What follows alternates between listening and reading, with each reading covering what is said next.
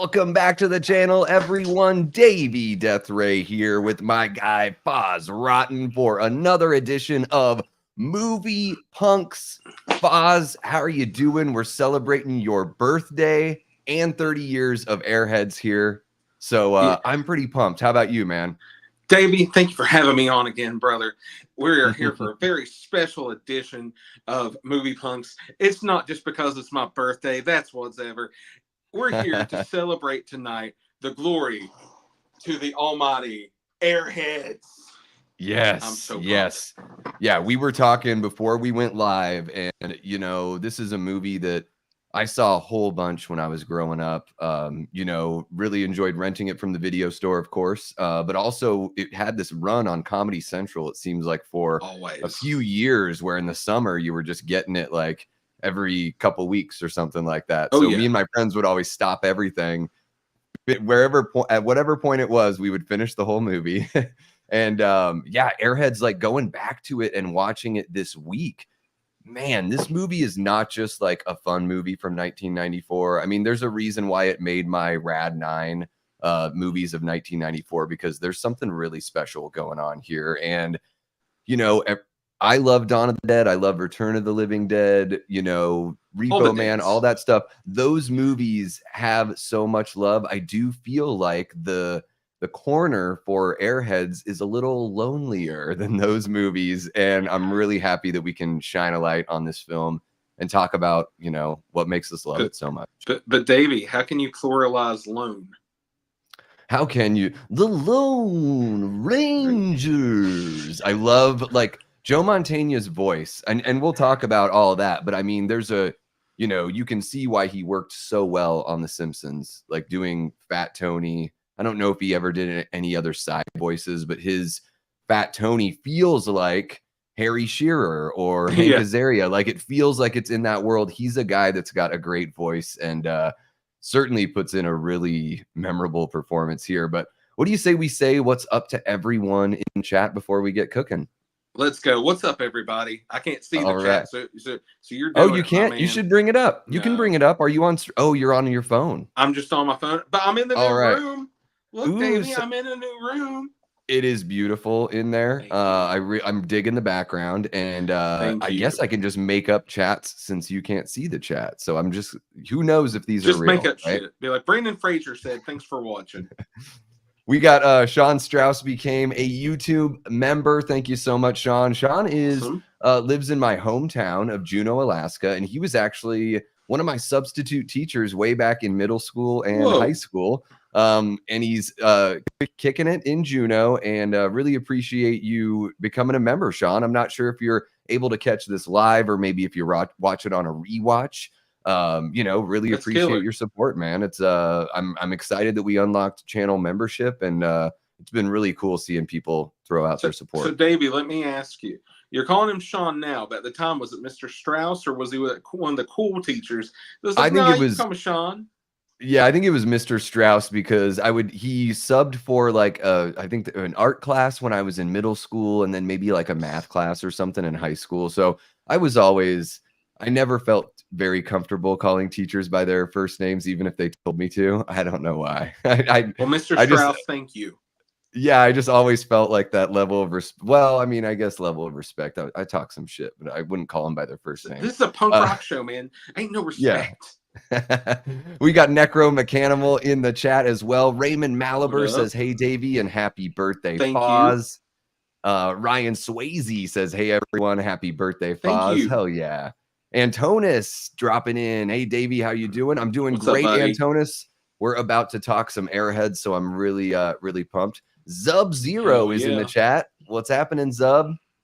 Oh, and we got Gene Whitacombe. What's happening, Gene? Great to see you. Antonis says, "Happy birthday to you, Foz." And thank you, Antonis. Appreciate it. He also says, "I've never seen Airheads." Well, we're gonna talk about everything here. It is tough to find on streaming, Antonis, but I found it on a site called the Flixer. Yeah. Let me just catch up here on the I'm going to catch up really quick on the chat here. Nicholas McMath says, "Hey, Davey and Foz, how are both of you guys doing?" There's 6 likes right now. That's awesome. There's 11 people in the chat, so let's get it up. Medley Man is saying just rewatched House and it's still great, but I realized how cheesy it was. I think House is fun. Yeah, Nice. I love House. House 2, especially. The Second Story. Nicholas McMath says happy birthday to you, Foz. Thanks. Hell yeah. Big Rod, one of our YouTube channel members, says Airheads is one of my all-time favorites. Well, you're in for a treat, Big Rod. Big Rod knows one of our favorites. That's what's up. I want to party with that guy.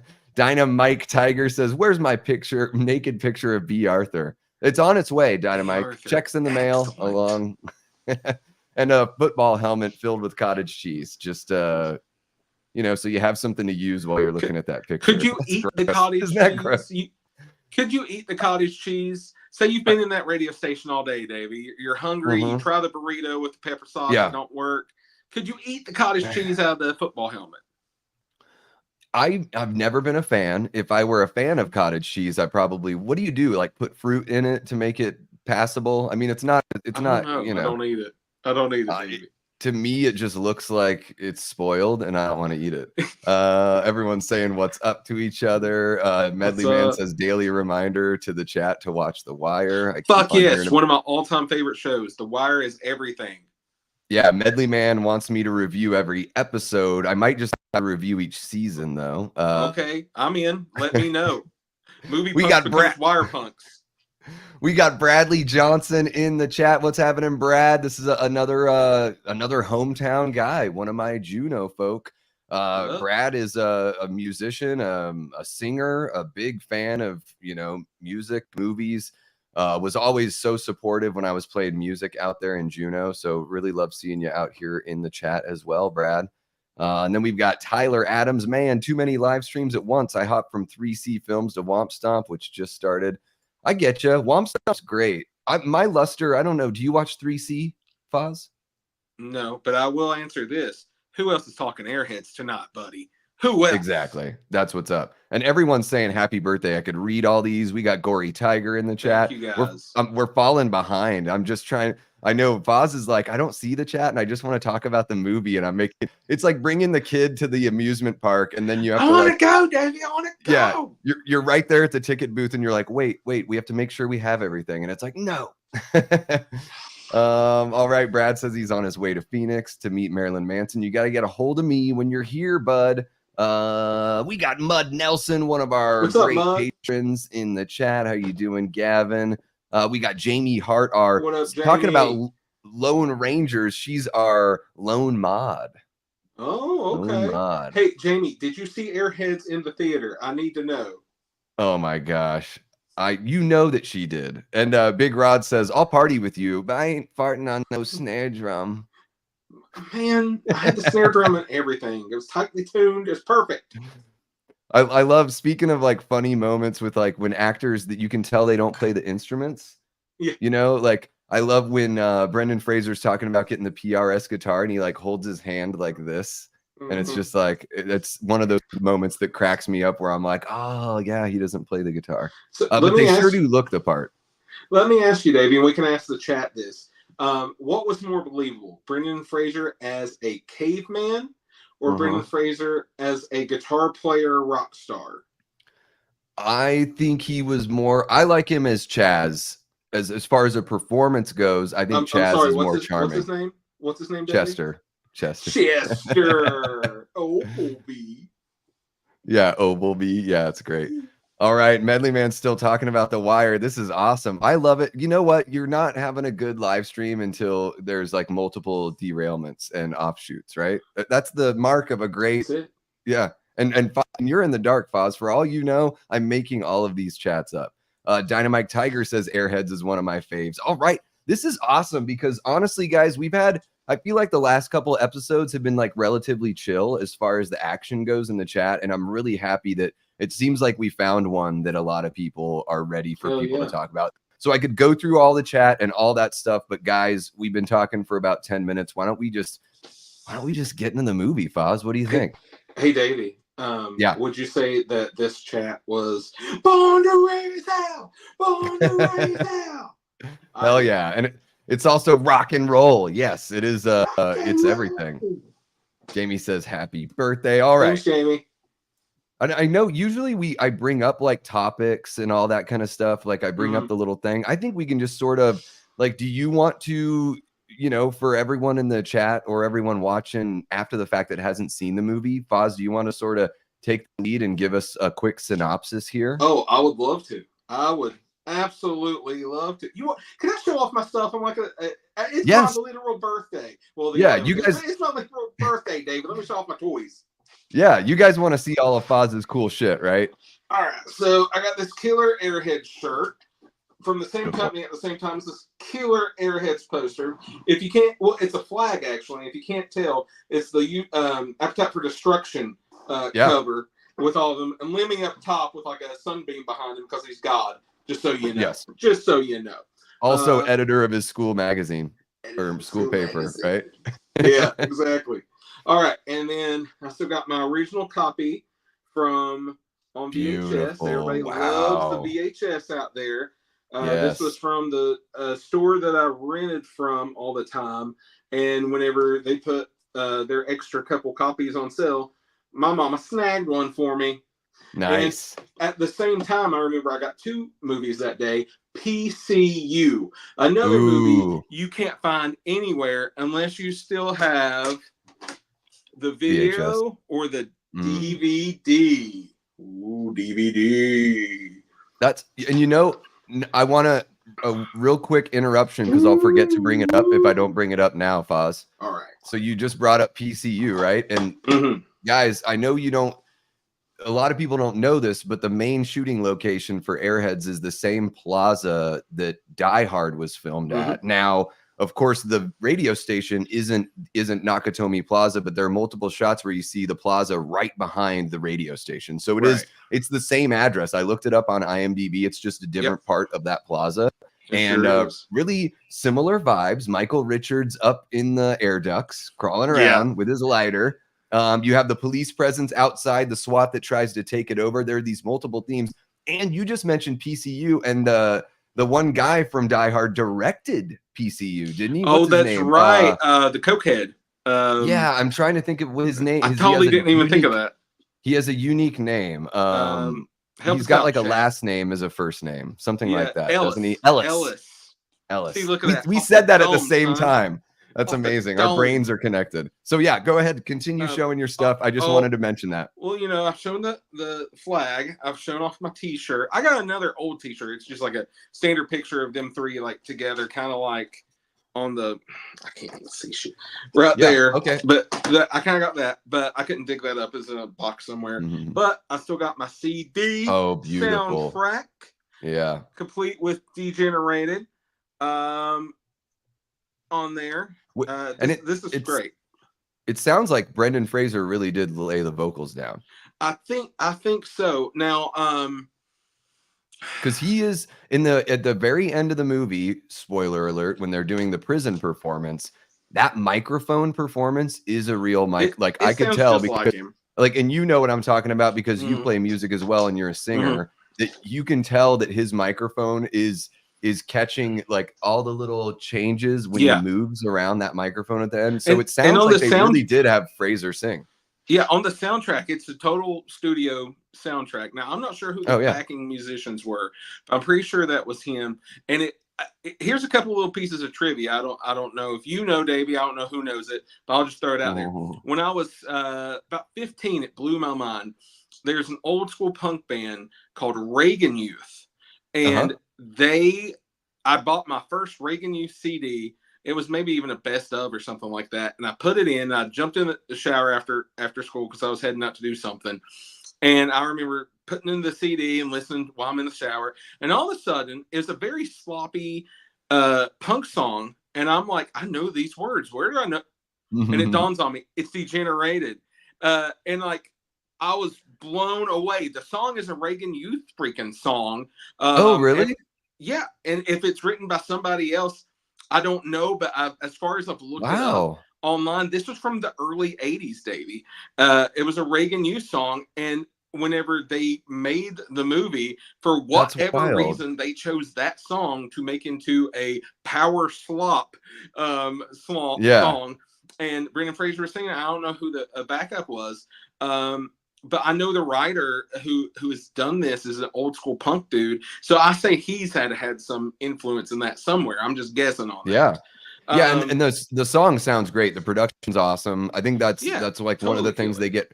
If you write a movie this good and the Lone Rangers song doesn't work, like I'm not saying it's my favorite song ever, but I'm saying if the song doesn't work, if it's not a good pop tune, then it sort of undercuts the value of the film. And I do think that you're totally right. You're putting yourself in 94 and listening to something like that would have been on the radio. Absolutely. Yeah, dude. It's been so long and it's so synonymous. I was, born in 83, this came out in 94. So I was 11 when I watched this. And it's just been a piece of my life. I'm literally turning 41. I'll just throw it out there. I'm turning 41. So this makes this 30 years old. This is the 30th anniversary. 30 years old as of 4 days ago. We're both sharing August a birthday. 5th. Me and Airheads, we're like this. And so I had this in my head forever. So watching it for the first time, could you imagine if you were an adult now watching this for the first time and the song sucked at the end? And all this build up to we got this amazing song. We just need to play it on the radio. It actually is an amazing song. And it's great. Like it is a good thing that they didn't lean too much, even though they kind of look like hair rockers, butt rockers is what we used to call them back in the 90s. Time. But 94 was sort of the year that there was a gigantic shift in pop rock, where pop rock became a Basket Case and, Today by Smashing Pumpkins. Rock took a total shift, but this song sits in that sweet spot where it's it's not a slow rocker. It's not too grungy. I'll say this. The person who looks the most 1994 in it is Adam Sandler because of the haircut and the beanie and everything. He was a lot more nuanced into the 90s grunge rock than the hair metal rock. What is it? He's wearing a belly shirt. Adam Sandler showing off his tum. little belly. But I have one more piece to show off. My piece de resistance. Oh, you guys. Autographed Brendan Fraser 8x10 from Airheads. Beautiful. And even has a little certificate right there. Authenticity, sirs. Yeah. I'll tell you, this was a holy grail of mine. I'll tell you how I went down this real fast. Was Garrett from Born to Be Rad, who we know because we were on the show. Garrett from Love that guy. Love that guy. And Rad Dudes and Dead Pit. There it is. He was at a convention and actually got to meet Brendan Fraser a couple years ago, and he got his Encino Man poster signed. He hung it up, and I was so jealous, Davey. When I tell you I've never been that coveting of anything, I was like, I want that. And then I started thinking to myself, what do I want more than an Encino Man poster signed by Brendan Fraser? An Airheads poster signed by Brendan Fraser. So I went on a search, and I randomly found the only Airheads thing I could find signed by Brendan Fraser. Was this 8x10, and I snagged that sucker up actually for a pretty good deal. I couldn't believe it, and I'm very happy today to be showing that off. Yeah, I think there's some people jumping into the chat just sort of talking about Fraser as a performer, and I think we can spend some time talking sort of about his legacy because he was one of those guys at the time that sort of he got shit on at the time. Like, I remember people that were older than me, people that were probably about his age, and whether it was friends of my siblings or whatever. But Fraser as a performer was looked at not seriously. I mean, you go from Encino Man, people didn't know the School Ties side of Fraser because Encino Man was the breakout role. Right. So everyone thought of him as this guy that always plays the doofus and can't really act. You know what I mean? People sort of. And I guess it's maybe they're a little bit jealous that this handsome guy's able to make money acting. I mean, who isn't jealous of handsome people that get to make money acting? But it is interesting to think about that part of the legacy, because I think for people like you and me, Foz, ages that we were at, we were just charmed by any performer that made us laugh, right? You're not thinking about it beyond that. He really became superstar, not just star with the Mummy. Everybody loves the Mummy, but some of his earlier choices were really cool. Do you ever see the drama With Honors? I always thought he was fantastic with that. I think I saw that when I was I've only seen it like It was as a around kid on 93, VHS. 94. Yeah. Yeah. Yeah. Same kind of thing as More School Ties, but Hmm. then you have like a lot of really good supporting actors in that add some, funny moments to it. But Yeah. the one thing I always remember from that is the Madonna song, I Remember. I Mm. remember the strength that you gave me. That was Yep. a big hit, and it was from that soundtrack. It's like just one of Gotcha. those songs that people don't even remember was from the soundtrack, but that's Hmm. what it Yeah, was. because it was such a big hit. Yeah. And so I Yeah, love and Brandon. yeah, he's great. And Raymond Malibu jumps in the chat, says my 3 favorite Brendan Fraser movies are The Mummy, George of the Jungle, and The Whale. All right. I don't think I haven't seen George of the Jungle. I haven't seen The Whale either. I have to watch it. I didn't watch The Whale. I know it's I'm going to be gonna be dead honest, heartbreaking. I Davey. have a tough time with serious movies. Me too. And as a bigger man, I have problem with like obesity type movies and like My 600 Pound Gotcha. Life, and like because Hmm. I don't think I'm anywhere near that, but it's just like one of those things where it's like, yeah, I'm good. Yeah. Yeah, I mean it's a topic that's like very serious, clearly. And I tend to stay away from serious movies. I don't know. Let me know in the chat if you guys think I'm crazy. I just like to have movies as an escape. So Yeah, I want to be Re entertained. real life is stressful enough. I'm looking Exactly. for a way away from all of that. Davey, are um, you telling me that Airheads is not a serious movie? Come on, man. it's seriously funny, and I think there a reason like as I was rewatching it this week, I'm like, oh, dude, the reason why you love this is because you were a band guy, and maybe I am a big you guy. can relate Yeah. with that too, Foz, obviously, right? It's I'm like on I the think there's streets and I'm something. out there living it, and I am rock and roll, Davey. Yeah, I think there is something that's a little, maybe it does dig a little deeper for us guys that we're like Chaz in a certain way where it's like you really do, you want to tap into something really special. You want to find you want to build a Sure. legacy with your music, and that's the driving force for the crazy antics that these folks get into. That's true. And gosh, And we haven't even gotten to the synopsis yet because well, we that's just what I was got through about to your say. amazing collection. Thank you. You asked me, and I delivered. So all I want for Christmas is Airheads on 4K, a Yep. $300 copy of the Blu-ray that's out there on eBay, making me sick. Yep. It to be streaming everywhere because it's streaming 0 places, and you know what? The soundtrack on vinyl. That's all I want for my Yep. birthday. Is that too much to ask, Davey? In 2 days, I think we can make it happen. 2 Blu-ray days. Addicts says Airheads needs an Arrow Video 4K or Oh something. my Wouldn't that be God, cool? yes. Like I'd a buy every copy. Severin release of Airheads. So let me go ahead and finally answer the question you've put Yes. upon me and explain this movie. Okay, there is a band from LA in 1994. And you got to remember, at the time in 1994, it was a cultural mismatch of like the 80s hair metal stuff was dying out, the 90s stuff was going strong, but at the same time of like grunge being real big, punk rock was taking the airways back because 1994, Yep. the year punk broke. So there's a mishmash of everything. You could have a band like White Zombie in this movie who are actually appearing in this movie, and it's not Rob Zombie metal, it is White Zombie. They want to be Ministry basically, if you don't remember, and it had a lot of like bass in it, because the bass player was super killer in this, and just in the band White Zombie. You can have way that. more. You can have It's way more Motorhead. rock and roll. Oh yeah, you can have Motorhead is basically everything to this movie. On the DVD features, I was rewatching them last night. I know I'm sidestepping again, but on the DVD, you get the real Motorhead soundtrack with like Ice-T and Whitfield Crane from Ugly Kid Joe, who was on the song with them.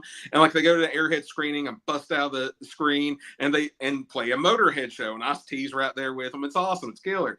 And then also there is the White Zombie video for Feed the Gods, the song they play in the movie, and there's a music video for that. So, and there's a whole big behind the scenes special. It looks like a news report where people are actually doing in character interviews on the news. If you haven't seen this, you got to look this up on YouTube or something. It's amazing. They even interview what's his name, Kramer or whatever his name is, in the vents. Michael He's Richards. like, "How'd you get in here?" Yeah. Yeah, He yeah, and like it's he's great. so good in this movie. Okay, so back to the story. Yes, tell us the Um, plot. the band is wanting to make it big, but the lead singer Chaz Darby, Brendan Fraser, he Mhm. is trying to get into a record exec building, a Capitol Records building or whatever, to try to make them Palatine hear the Records, demo. right? Yeah, exactly. And they kick him out because he keeps doing this, and they know his face. And it's like, no, it can't come Yeah. unsolicited. You got to be solicited. Play the clubs and stuff. And he's like, what am I going to do? So he goes home. And he's sitting there watching Aerosmith, R.I.P. By the way, they've retired. and he's watching Aerosmith, and his really hot girlfriend walks in talking about her work, and he's just being a lazy bum. So she kicks his ass, kicks his ass out. So him and his band of Adam Sandler and Steve Buscemi, because what better? What's up, Wannabe Rad Yeah. Garrett? Oh, so you can see the chat. You were lied to me about not being able to see the chat. Whenever you pop it up, I can't see it. Oh, yeah, of course. Davey. Yeah. What's up, Garrett? I just shouted you out with your Encino Man poster. Yeah. But anyways, they go to the whiskey, which is featured prominently in this movie several times. Yeah. And they see it. They see a band that kind of sucks. And what was it? The Sons of Thunder. The Sons of Thunder. They're playing in these shitty pantaloons and everything, and they thank Rebel Radio for putting them on the air, basically getting them signed. And so Brendan Fraser has the big idea, like, hey, we need to get our demo on the radio. And so the three of them go to the radio station to break in to try to get their song on the air. And then the movie happens, Davey. Yeah. They have they've got squirt guns that were taken off the market because they look too real. And exactly. So and what are they filled push with? Comes to shove, they pull these squirt guns out, and to everyone in the radio station, it's a real hostage situation. So again, going back to, there is this weird, when we were chatting on Insta earlier, I was like, everyone says Home Alone is like the Christmas kids version of Die Hard. Like Airheads is rock and roll Die Hard, and it literally takes place in the same exact plaza. Airheads is rock and roll. And it uses all of these really familiar elements, but does it in a totally, it wouldn't occur to you watching the movie unless you got somebody like me telling you. But yeah, the movie is filled with so many great performances. So like, I mean, the list here, and you could even say, like, I don't even think you can call them cameos, because I think it's spread around. Like Chris Farley's not a cameo. Ernie Hudson is not a cameo. Like these guys are in the movie. Yeah. And it's a massive This was cast. almost We're an talking SNL movie. Oh, really? Yeah. Well, I mean, look at it. It's got Sandler, Farley. Yeah. It's basically an SNL movie. Yeah. It could have been produced by Lorne Michaels. And Alan Covert shows up, who is one of Adam Sandler's guys, who's in every one of his movies, but also he's the star in Grandma's Boy. Very young. I didn't realize it was him until rewatching it. I was like, oh my God, that's friggin' Grandma's Boy. Fresh face. For people that don't know, it's the scene where Adam Sandler first tries to walk out, and the cop is like matching his moves, so he does the little robot dance.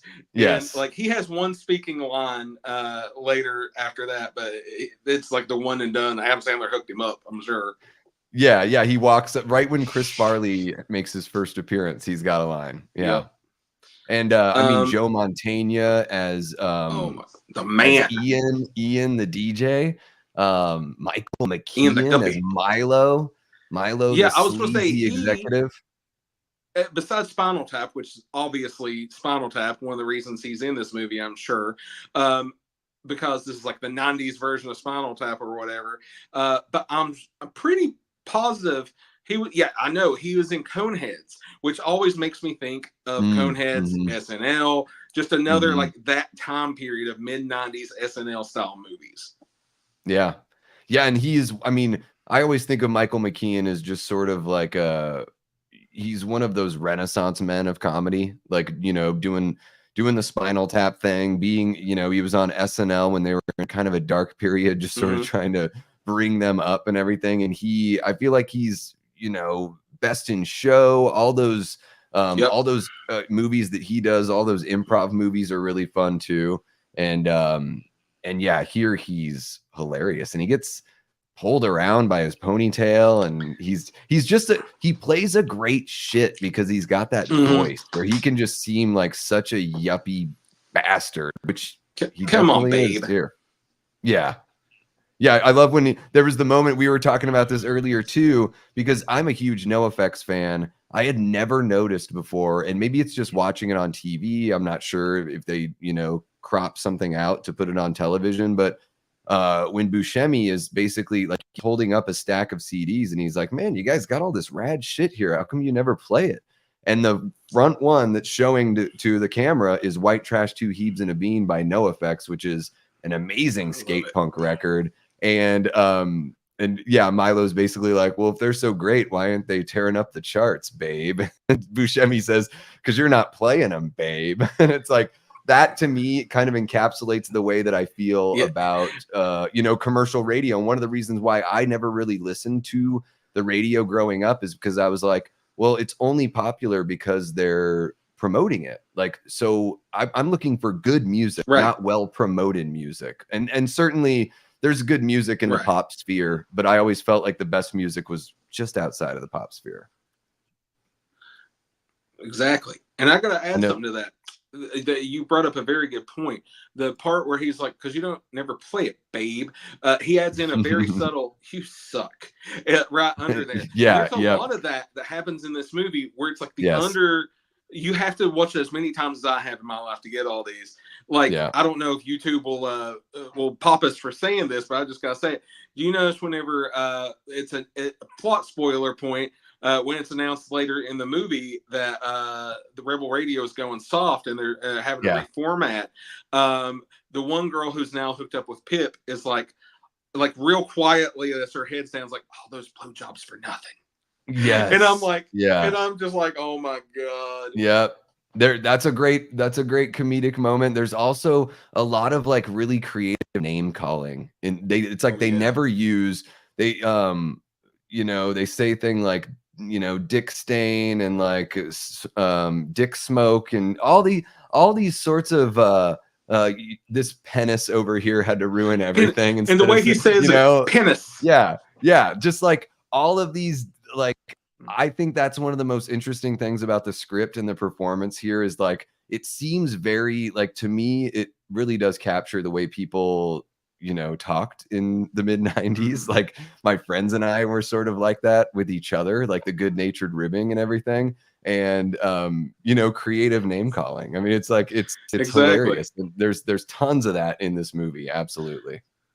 We've touched on a few of the supporting cast, but there's so many. Let me tell you one of my favorites. It's the first, well, Buffy would have been the first real time I noticed him, but the second real time I noticed him, David Arquette as the surfer guy.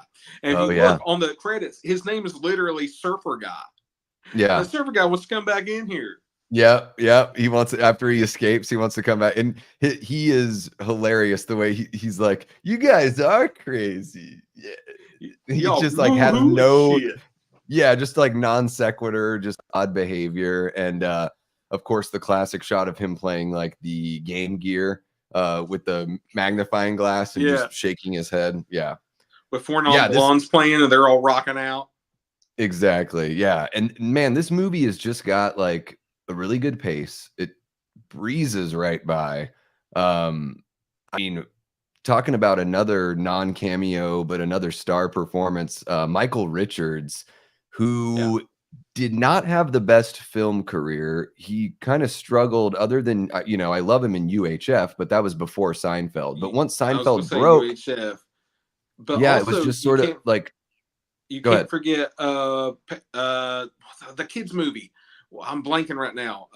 Problem Child. He's great in Problem Child. I haven't had a smiley pie in years. And he's really, really good here. He's got the Kramer nervousness going on, but also like him and McKeon, that scene that they have where he's talking about like having to get his hemorrhoid cream. Well, I got this itch, you know, it could be. And then when he's on the phone later with the SWAT guy and he's doing the whole, like he's grabbing all the food, he's like carrying food around with him, and he's The like, Funyuns. he's like, I don't have a home, I have a condo. I'm not married. I've been waiting to find the right woman. And the SWAT guy is like, maybe I should have waited a little bit longer, and starts telling the story about skid marks in his underwear. And like this movie takes all these little like really quick asides, and it's like what you realize makes a really great comedy are these little like splashes, you know, like the really great, like a movie like Superbad has those moments, you know, where there's just little things that like blink and you miss them. The original Police Academy, and I think that's one of the strengths of this movie is the ensemble cast. Like we're talking 20 people maybe, you know. So we mentioned the SWAT guy. We were talking off air about him being the gym teacher in Nightmare 2. Yeah, Freddy's Revenge. He's the gym teacher. He's the gym teacher in Hamlet 2. So I guess he gets a little typecast there. And he's always a curmudgeon, right? Always a curmudgeon. Always. And I mentioned that he was the weekend warrior guy in Highlander that was going around trying to find the Kurgan. Yeah. And then the Kurgan found him. Oh yeah. And Big Rod says the dialogue reminds me of Stoned Age. Were they written by the same person? Were they written by the same person? I don't know. I don't know if Richard wrote that one. I don't think he did. Now, another great movie that Richard wrote and directed is Glory Days, which is one I'd want to bring up for a later watching. I don't know if you've ever seen it. It's Ben Affleck's first movie. And it's total punk rock, Santa Cruz, Fat Wreck. Yeah. It's a great movie. Yeah, that's got French Stewart is in there before he was popular. Yeah, I think Glory Days is pretty fun. And real quick, Foz, before we move on, my brother Matt Conway is in the chat. What up, Matt? He gave a $2 super chat. He said, "Get your super chats on." Thank you so much, Matt. Really appreciate you.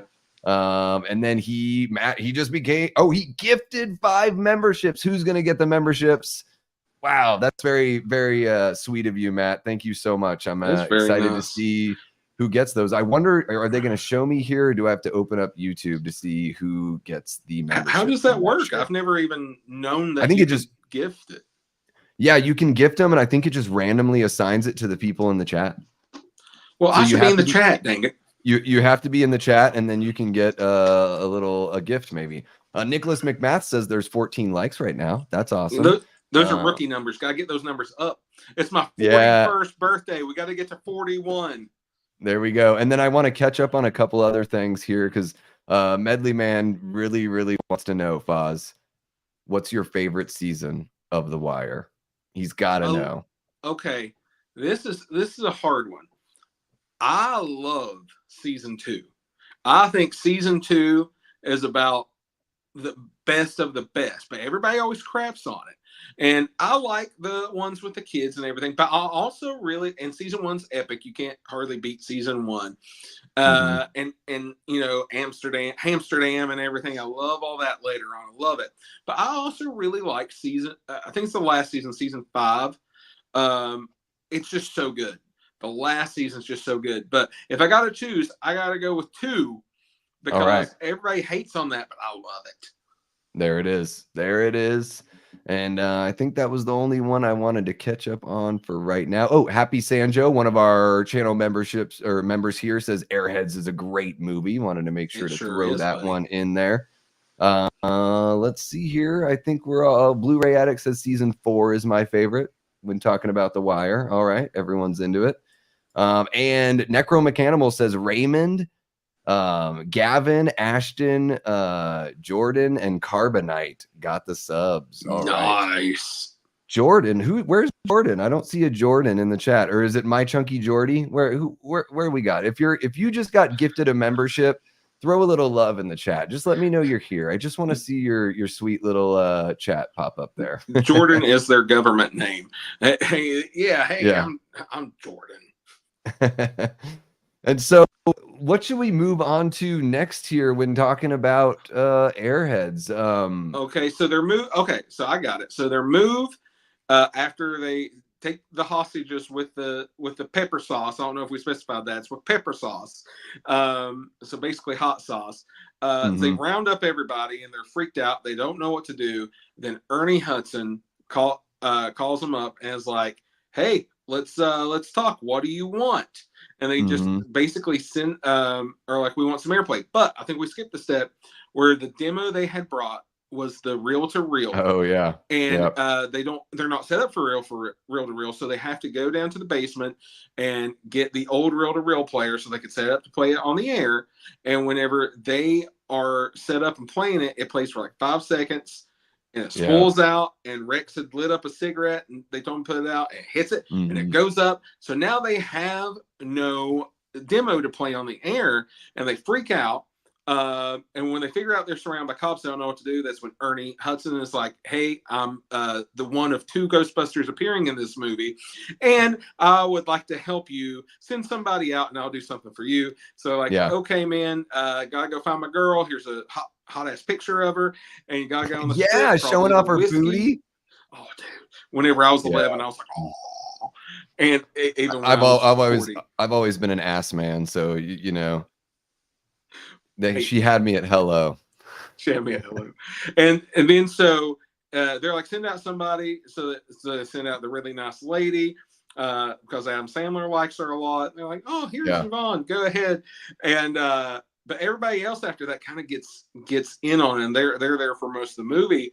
And they go out so she can find the cassette tape. And that takes them on a whole nother journey.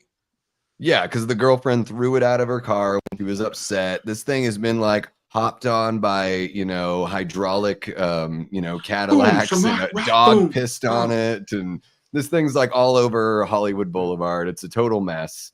And, one thing I do want to mention, because we're talking about the hostages, I don't know if we ever get the guy's name, but the black guy playing the Flying V. I don't know if they ever say it. They do. Michael McKean probably says it in the very first time that you meet him, but I don't know if they ever say it again. He says, "Hush up now," and he goes, he talks about the white man. Oh, the white man's got to be, and it's like he has no idea that there's like guns behind him. Yeah, and I love that line that he says when he's like, "You want to back up, man? You're standing on my dick." Like, man. I've used that line in real life because that's such a great line. And I love also like Adam Sandler's character tries to pander to him with all the like, "That was kind of cool when like Anthrax got together with," was it Public Enemy or something like that? Yeah, it was Public Enemy and Anthrax. Did you catch that one, G? Don't call me G. Yeah, I love all, like, that's just one of those things where you and it's funny because you see people do that kind of thing where they sort of like overly try to create some sort of bond with a stranger, and they maybe act a little bit too familiar or start assuming things, The actor that plays him, I love him. We were talking about The Wire, but pre-Wire there was Oz, if you remember the show Oz. And he had a recurring character on there where he would take over Oz from McManus, and he was just a hard ass on there. And that's between that and Airheads, that's how I always remember him. Yeah, I've seen him in a few different things. I know he was in that newer Fantastic Four movie that I never saw, but I think he was. Was he? I forgot. Yeah, I think he's the Storm's father, like scientist father. That sounds correct. Maybe. Yeah. I don't know. Because I looked him up because I was like, man, what else have I seen? Like this guy's got, like, I recognize his face, But we were talking about this too, like those bit actors that it's like. Like the guy, the gym teacher from Freddy's Revenge, where it's like, I know I've seen that guy in like 10 movies. I can only name like 3. And, growing up in the 80s and 90s, there were all these actors that were kind of like that. And this guy that, playing the Flying V playing, man, he's just waiting for the opportunity to punch Steve Buscemi. I love that. Like he's ready to throw down. Yeah. I love it. He's got a great spirit behind him. And we got MAGA Cat in the chat. What's happening, MAGA Cat? I'll tell MAGA Cat or anybody on there. Anybody wants to buy me a $300 Blu-ray of Airheads for my collection, feel free. I'll give you my P.O. box. Just send me a message. Let's just make it happen. You don't have to spend $300, but let's get on Twitter and tag Severin and Arrow and Vinegar Syndrome and all them and tell, somebody's got to get the rights to Airheads and put it out, right? Right. Absolutely, right? I mean, it's got to happen. It was amazing. And you know, another thing that sort of surprised me about this one is is it Mark Lehman, the director here? I looked him up because I was like, well, what else did this guy do? And he directed Heathers with Christian Slater and Winona Ryder, and like, how interesting, because that's sort of, I mean, it's kind of a comedy, like a dark comedy. Like black comedy. Yeah, almost comedy. Almost like if John Waters did something that like was a subdued version of like a John Waters kind of story, is what it sort of reminds me of. And it's really interesting to see that he also did this, because this is such a different, you know, kind of comedy. He's done some good stuff. Speaking of Heathers, I always got to mention this. Did I ever tell you that one of my old bands was named Westerberg High after Heathers? No. Yeah. That's awesome. Which that was named after Paul Westerberg from the Replacements, because it was Winona Ryder's favorite band at the time. So they named it Westerberg High, but they spelled it different. And my band, I made sure to spell it like it is in the movie. And people would always misspell it. I'm like, but no, here's how it's spelled in the movie. Well, yeah, that's sort of like, you know, everyone says, oh, we have a breach. Oh, sorry. Okay. I love you.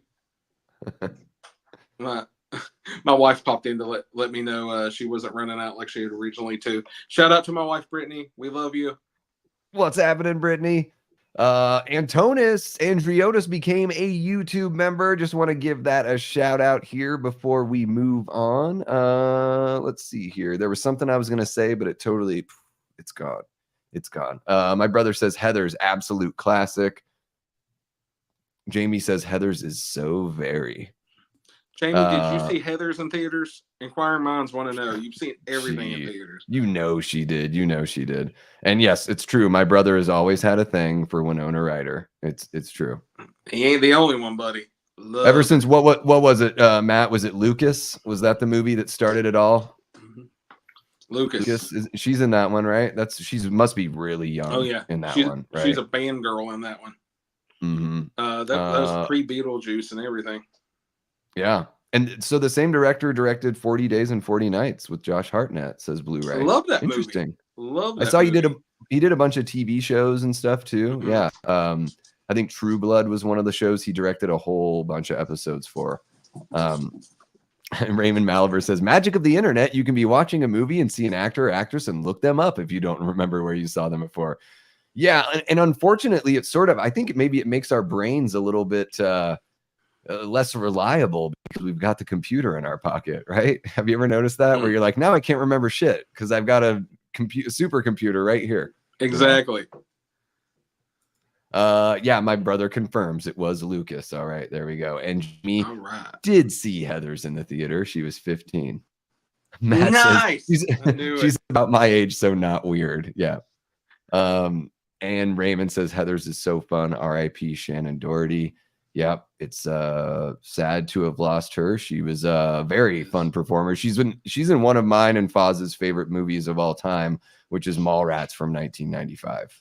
Oh, dude, her and Mallrats, that was a crush of mine, big time.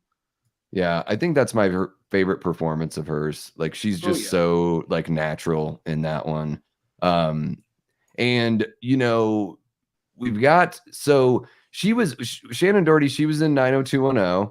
And then I think the actress that plays Chaz's girlfriend here, was she in 90210 or was it Melrose Place? She was on Melrose Place, I'm pretty sure.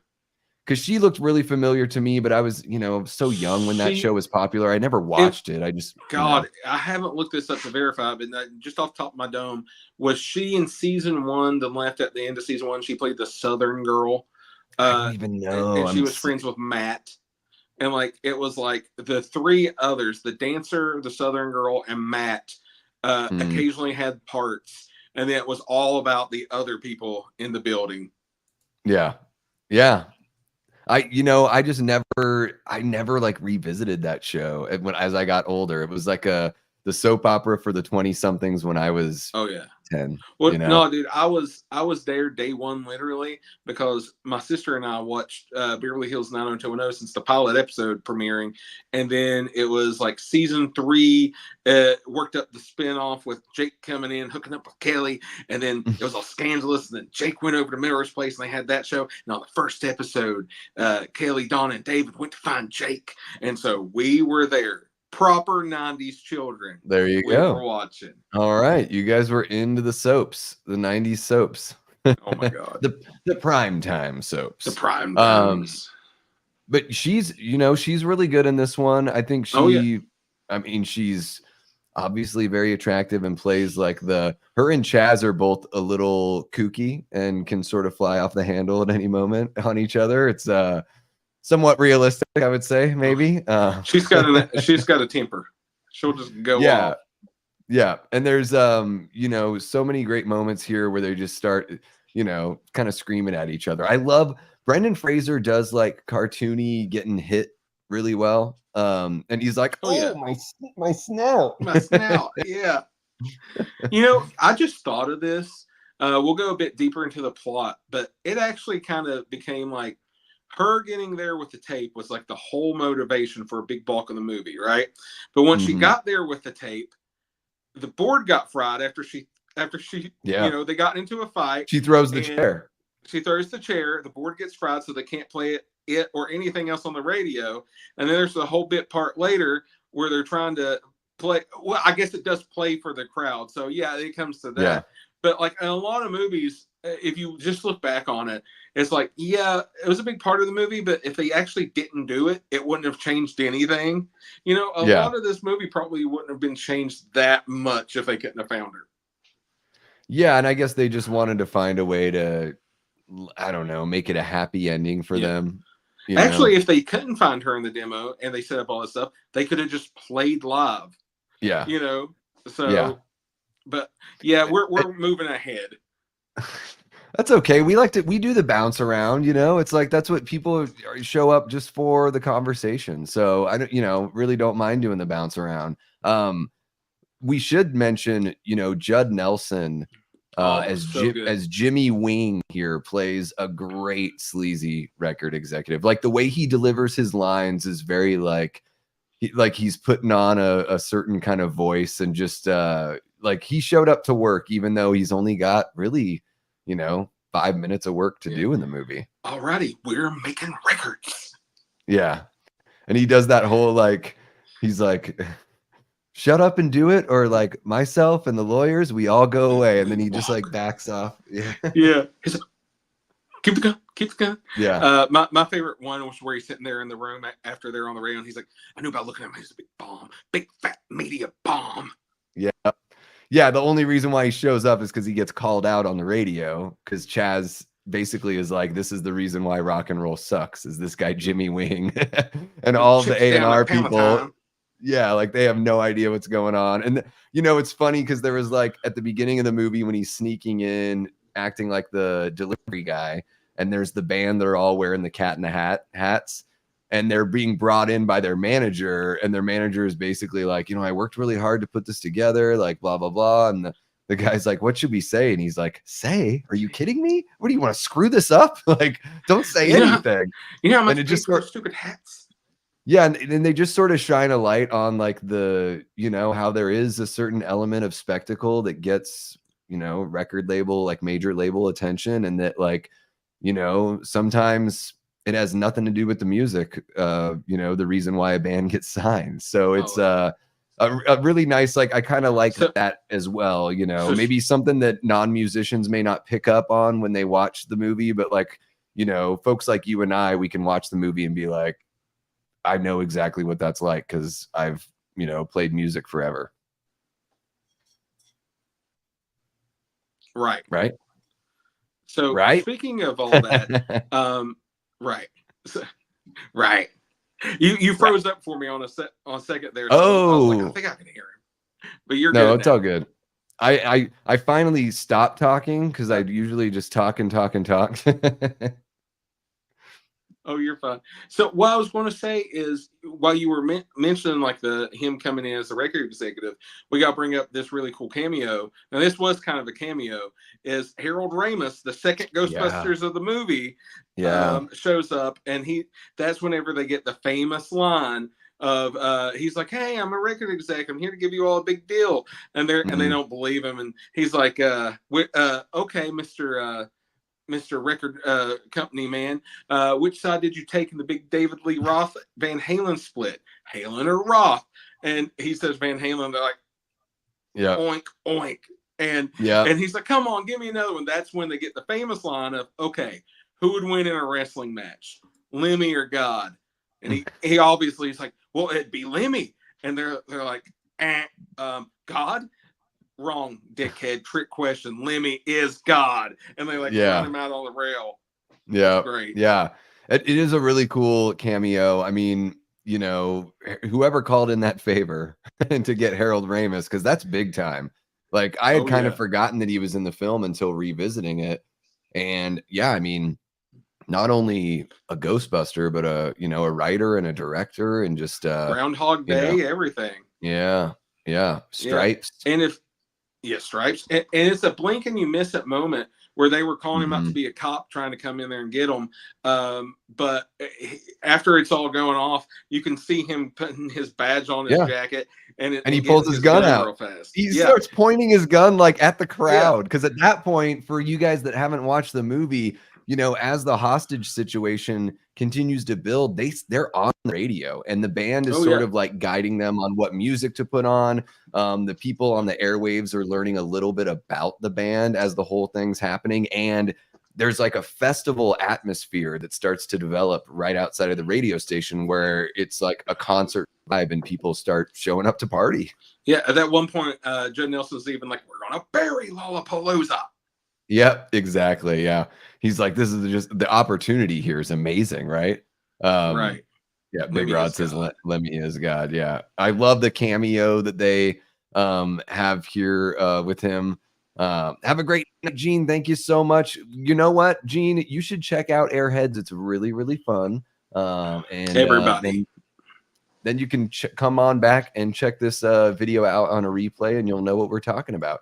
But yeah, the Lemmy cameo, where everyone is, you find out that Chaz was really named Chester. He played D&D. He was a nerd in high school. And then there's this moment of like, people in the crowd starting to like shout out the nerdy stuff that they were into before they were like cool, And so you get a couple of randoms.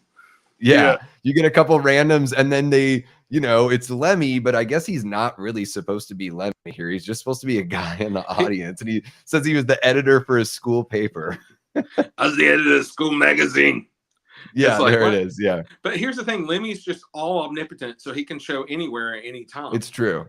But he's not playing himself, or people would have freaked out, right? If they knew that was Lemmy within the universe of the film. I'm not so sure about that, because Lemmy's whole thing was always hanging out and partying. So you tell me a couple chicks he was with, he wouldn't have just shown up with some Jack and Coke right him. Like, I was editor of the school magazine. What's going on? True. That's true. I could see it. And then they just would invite him into the radio station and have him hang out with everyone. God, right this way. Yeah.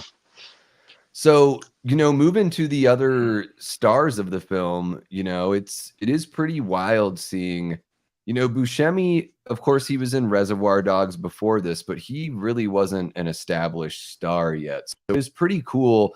Right. Now what we know about Buscemi's career and everything that we've seen him in, a huge variety of a massive body of work. It's really cool to look back on something like Airheads and see his performance here, because I do think it's one of the reasons why this movie really does hold up, is because there's so much gold here that we just didn't know we really had at the time. You know what I mean? And him and Sandler play so well off each other as brothers, like bickering brothers. It's believable. Yeah, you could see why Sandler would put him in like every movie after that. Mm-hmm. Like he just became one of his regulars. Like I was going to say, besides like the Steve Buscemi being in that, he was in a lot of like just 90s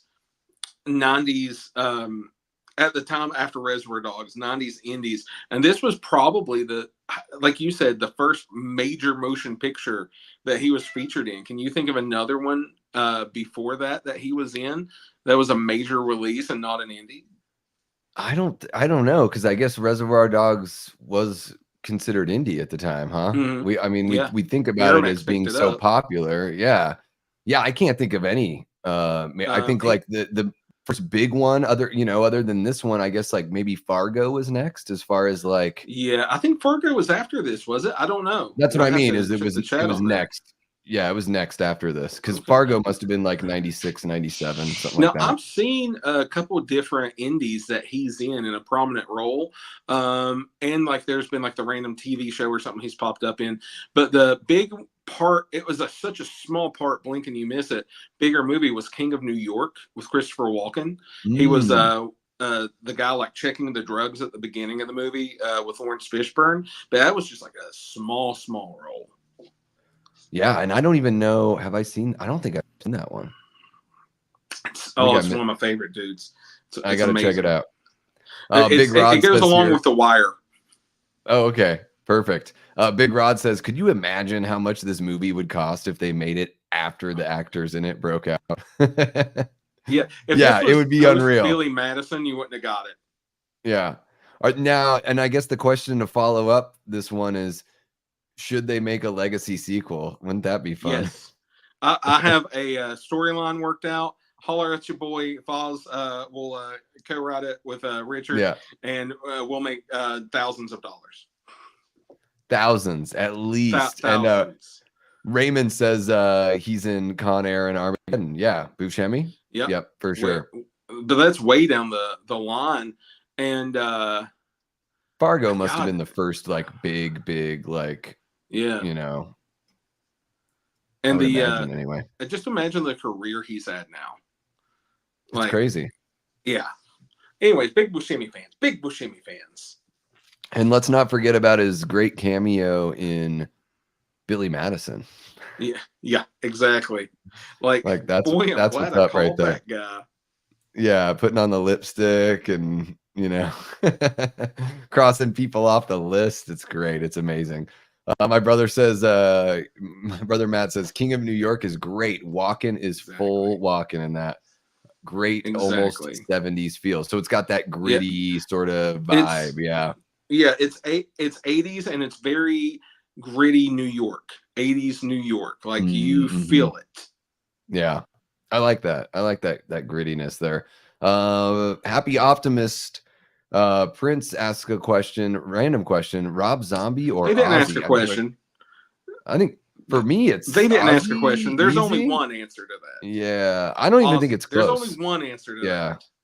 I don't think it's close there. Sorry, Rob. It's okay, Rob. Well, like you were talking about White Zombie. At least White Zombie, there was something like crunchy and edgy, and it was like real rock and roll. When Rob Zombie went solo, like, don't get me wrong, it's dance music. Like, it's just dance music. Like, it's techno. It's techno with guitars. That's it. And or Andrew WK and Rob Zombie could share a bill. That's how similar their music is.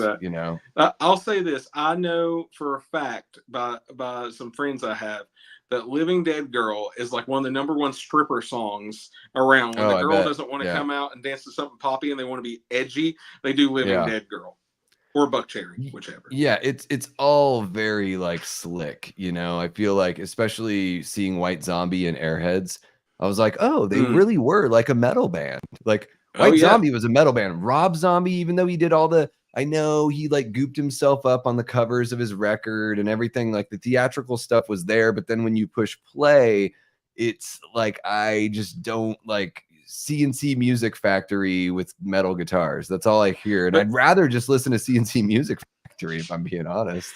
But dude, nothing beats that era of White Zombie. Right there, like it was right before Astro Creep. Like they were getting heat on Beavis and Butthead. I'm sure that's why they were in there.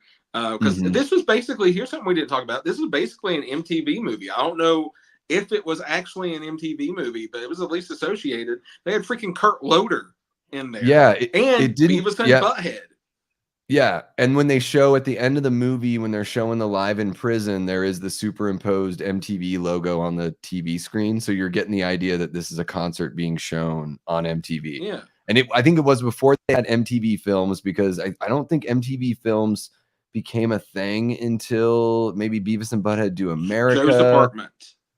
Joe's Apartment. Well, Joe's Okay. Apartment, I remember, had the distinction of being one of the first, if not the first, official MTV films. And then Dead Man on Campus was another MTV film, I think.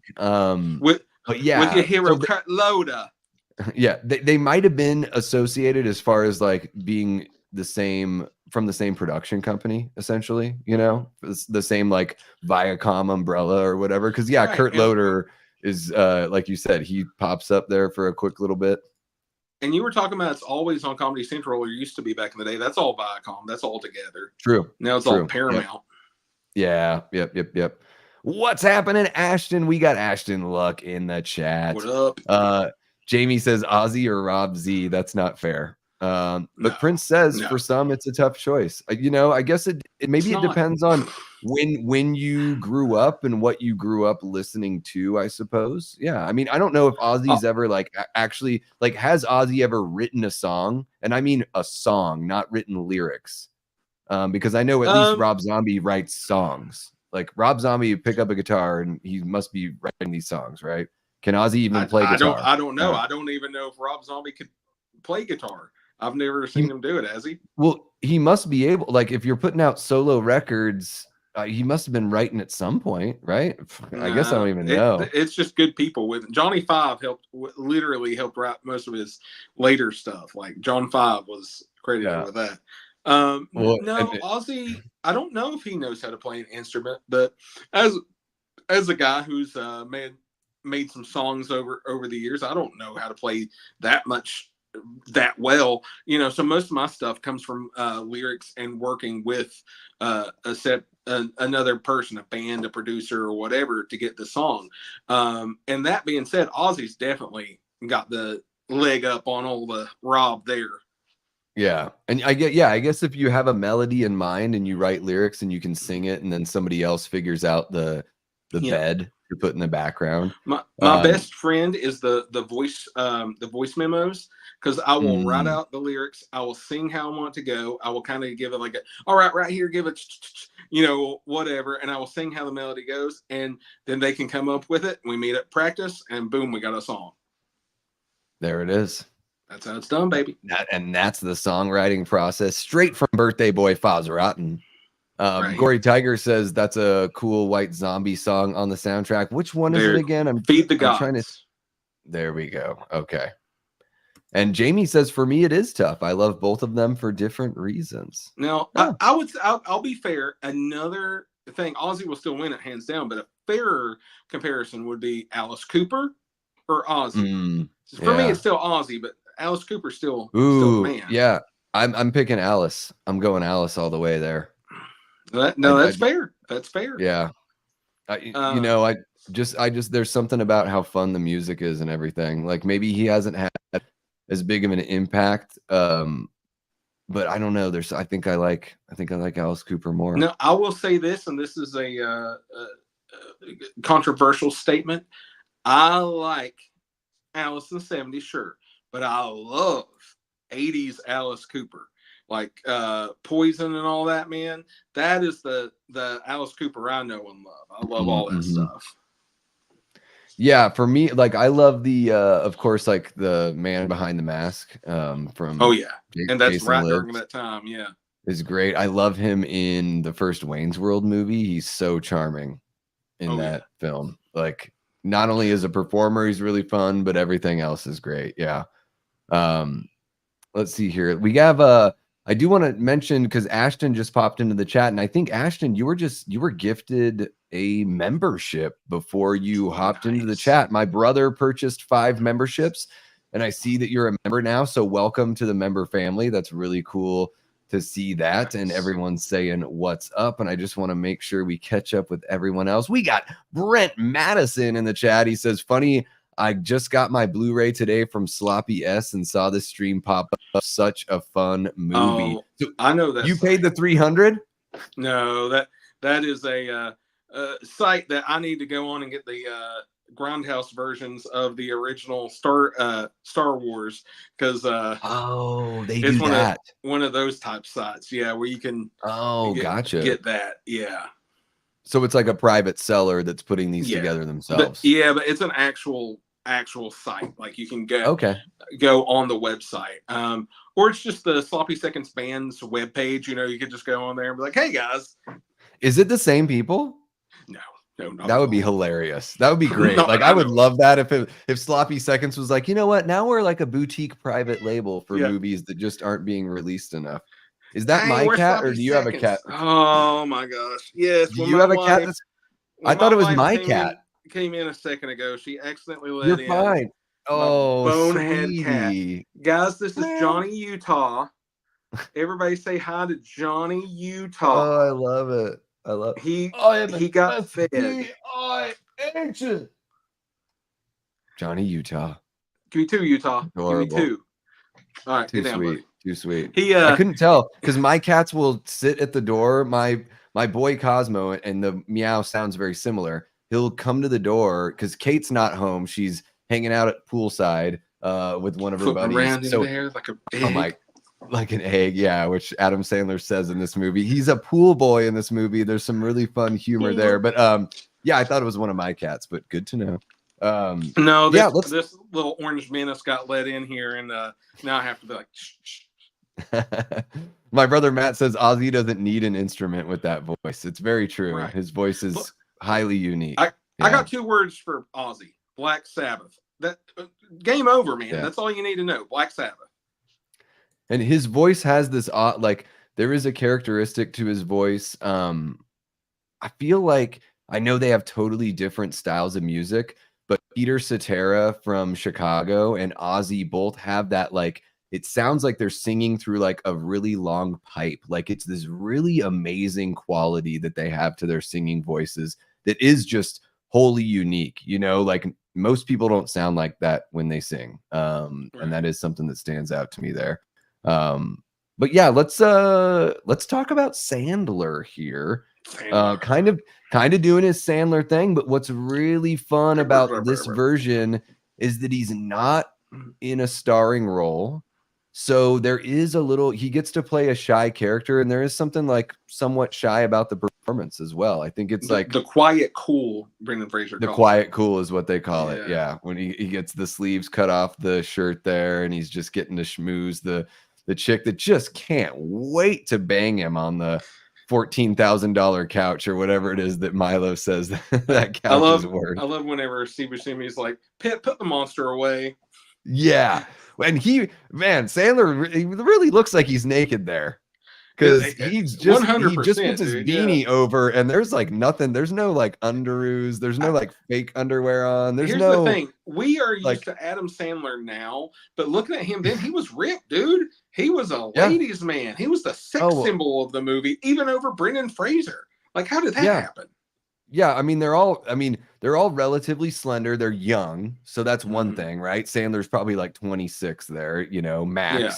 And man, Buscemi, I would say, is the biggest he's been. Like, you could tell he worked out his arms because he's always doing the Egyptian kind of like flex pose. But his arms, like for a guy built like Steve Buscemi, I'm like, dude, he did the work. He knew his arms were going to be showing off in this movie, and he really does. To me, he looks like a true rocker. I think Buscemi is such a great cast because he really does look like a rocker. Somebody mentioned it earlier. I forget who said it, so remind me if you know. But they said he looked just like the bass player of Pantera, and yeah, he looks just like the bass player of Pantera in this movie.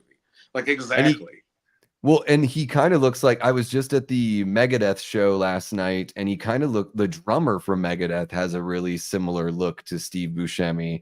He's a relatively young guy, but very, very similar look there. It's a classic rocker look that's never going to go out of style. The Buscemi look specifically in this movie is never going to be out of style in rock and roll. So let's not glaze over that, Davey. We're talking about Airheads, and you went and saw who last night? Megadeth. That's so It was awesome. incredible. It was the third time I've seen him. Every time has been a Great. different experience. My brother Matt, who's in the chat, took me to my first Megadeth show. It was the 20th anniversary of Countdown to Extinction, which it was my first exposure to the band because my brother Matt bought me the cassette for Christmas when it came out. It must have been Christmas of like 92. Dude, I had no idea who too. the band was. Yeah, I I had that no cassette. idea. I was like, who the heck is this band? Like Metallica was really blowing up on the radio at that point. So I was like, what's Megadeth? And from the first track, Skin of My Teeth on that record, I was hooked. Megadeth to me is my favorite metal band of all time. It's not even close. I think that even taking my biases out, I think Rust in Peace is the greatest metal record of all time. I dare anyone to tell me they're at least a better thrash record than Rust in Peace. For sure. And they're fantastic. They're we were so close last night. It was crazy. I was beaming. It was wild. I always say of the big four, for me, it's Megadeth number one, Anthrax, who holds a very special place in my heart, number they're two. Fun. And then I guess Metallica, because Master of Puppets will always be a freaking great album, no matter what. That album is terrific. And then Slayer's fine. I like Slayer. Don't worry, metal guys. I love Slayer. And they're fantastic live. I've seen Slayer live. They're amazing. But it's just knowing more about them modern age as human beings and some of the stuff I've read, like about the singer and stuff. I'm like, it's kind of taking the wind out of the sails for me for the whole Slayer thing. But I still dig the music. Yeah, you know, metal for me, like I gotta go with Megadeth is my favorite. I think Maiden is great. I really love like Mastodon is really fun. I think they sort of like modernize something that was pretty classic, but I still think they have a classic feel, even though they're a relatively new band. I know they've been around for like 20 some years now. I love it when bands like that are still the new band. They're like, man. Relatively, because they didn't really break. Maybe their third record is kind of when they like broke into like the mainstream consciousness, like outside of the world of metal. But yeah, I mean, and Motorhead, of course. I think one of the reasons why I love Megadeth so much is I feel like Megadeth is the perfect mix of like Motorhead and Iron Maiden. Like there's something really punk rock about Megadeth, and you guys all know that are watching this that I'm a huge punk rock fan. Oh yeah. If we were just talking metal, I was just doing the big four, how they always do. That's why I was talking about. Motorhead would be up there with Anthrax, definitely, and Megadeth, like I was saying. There's a few metal bands I still really get into, and those three are like the top of them. But yeah, I'm a punk rock kid, but I grew up on metal. Like my cousin Kobe, shout out. He was the older cousin who handed down CDs, movies, everything. I've talked about him on here before for showing me like Maximum Overdrive and shit like that whenever I was too young to see it. He was the one that showed me all these stuff. And I remember Suicidal Tendencies, him showing me them as a metal band before I ever found out on my own at like 13, 14 about Suicidal Tendencies, the punk rock band. Yeah. So I love it. Yeah, it's the two are so simple. Like I think the punk rock world and the metal world are so like, almost married. I think they share. I think one of the big things is that Motorhead and Iron Maiden influenced both genres. So it's like, so you hear these elements in punk rock that have some metal feel. I mean, even bands like NoFX had a really metal feel like early on. So, since harmonizing guitar work. Since we're talking about all the stickers and product placement T-shirts you see a lot, like a couple of prominent things are straight up metal, like obituary stuff like that. But you see two different Cro-Mag stickers. They're like the same sticker, but one's in the van, one's at their house in their apartment. Cro-Mags is like the perfect crossover band from hardcore punk to metal, and that's where I think Cro-Mags really broke out, was supporting all these metal bands. Throughout the late 80s but they were more crossover into hardcore. And so it's just cool to see how like it's a mishmash of all these influences on this band, just like, and you can hear that in the song. So it wasn't just some thrown together bullshit. Like you could tell they really like pieced this together perfectly. Yeah. Yep. Absolutely. And let's see here. Prince asks, he says, Foz, question for you. What are your top 4 albums at the moment? Oh my Birthday boy God. paused. What you got?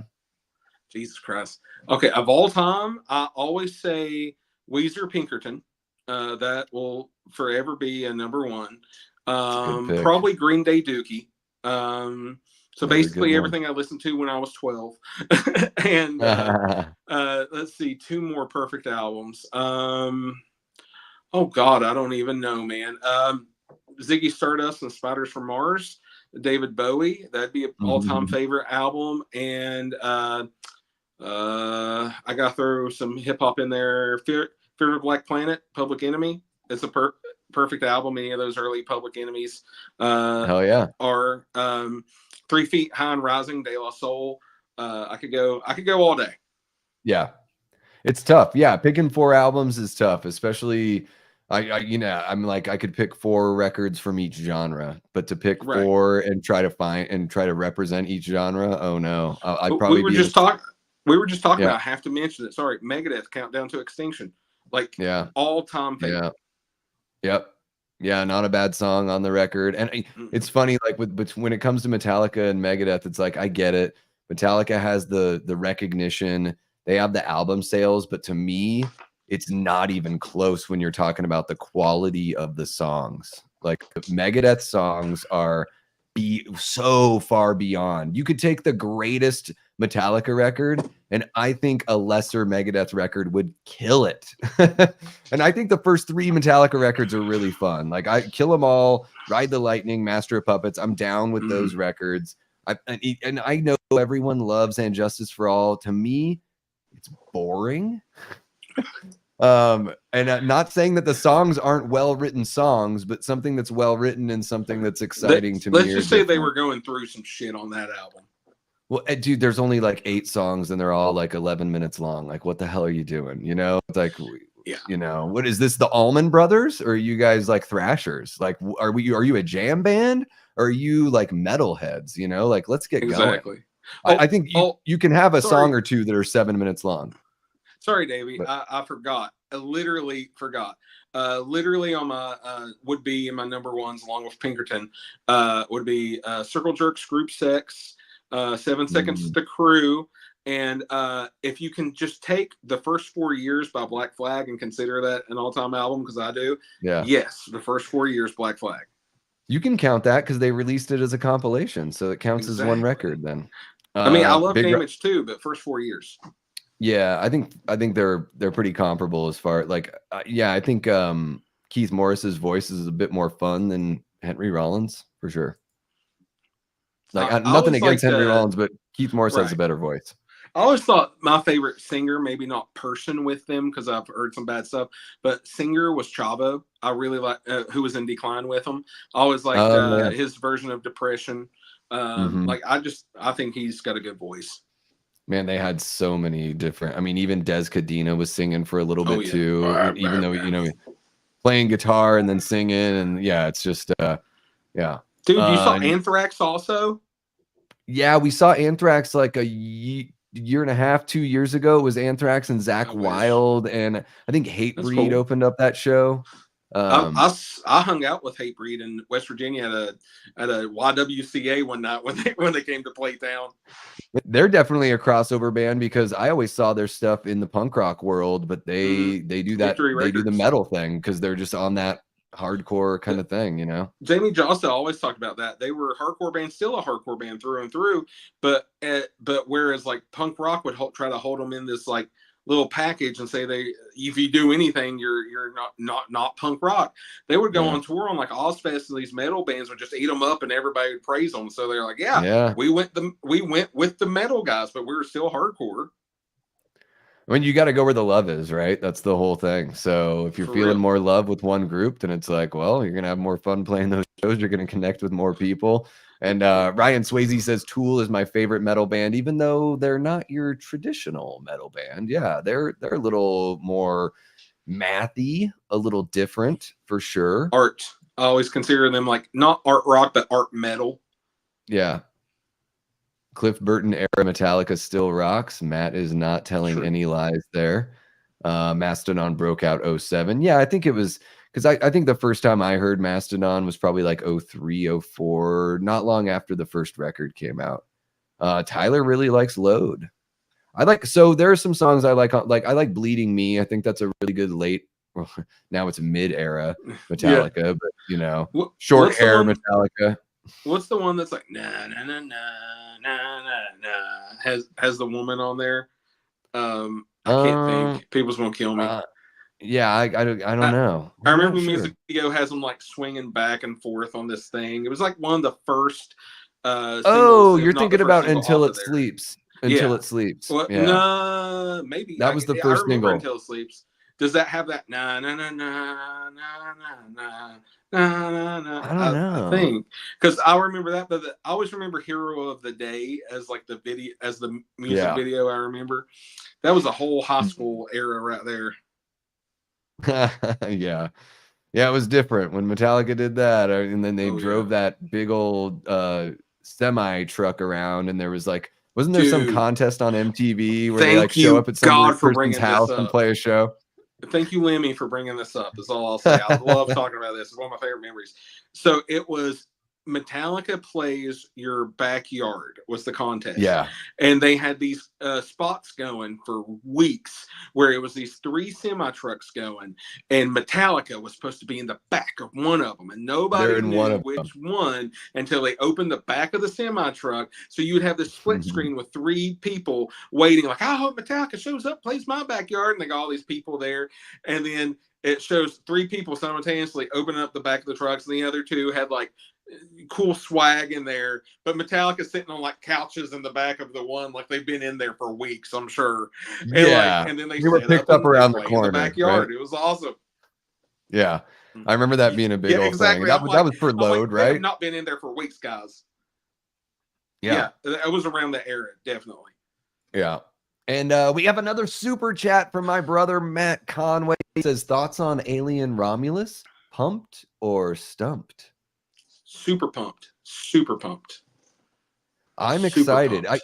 I do think, you know, to a certain degree, it's sort of like, you know, it's going to be an alien movie. It's going to have all the things that alien movies have. So I'm like, I don't know I do think Fede Alvarez, like what he did with the 2013 Evil Dead is incredible because he really understands what made that franchise work. And he was able to make a modern version of that story and have it be, in my opinion, it's my second favorite in the franchise. A lot of people, it's their favorite in the franchise.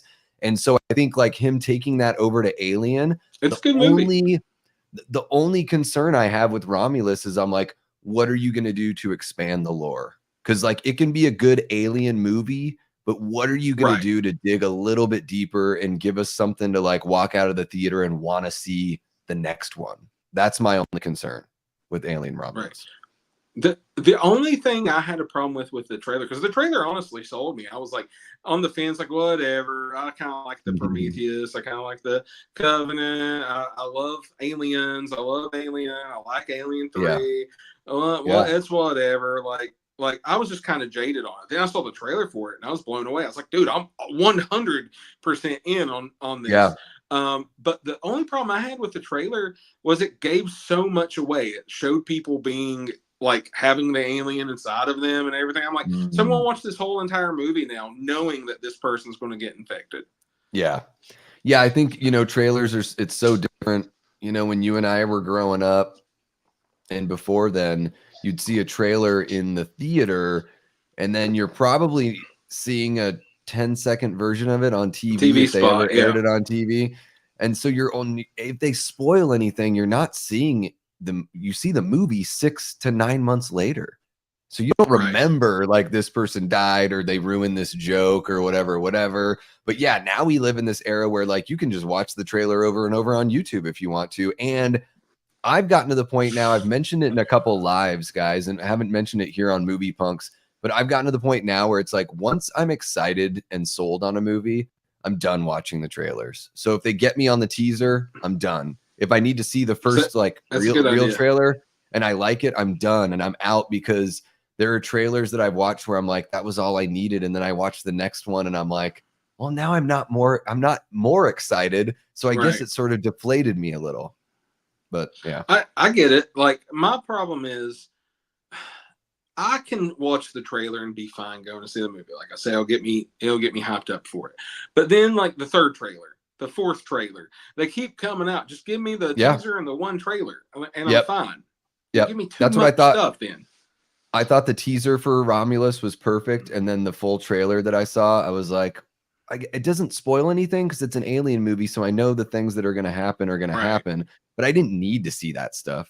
Like, I could have just waited. I was already excited. I already want to see the movie. I think Fede Alvarez is amazing. Like, Don't Breathe and Evil Dead 2013 are definitely incredible films that like really pack in the dread and the intensity, and I expect that he's going to bring that. And you know, hopefully he can, you know, maybe be a executive producer from here on out on the Aliens thing and sort of, you know, watch it get carried through.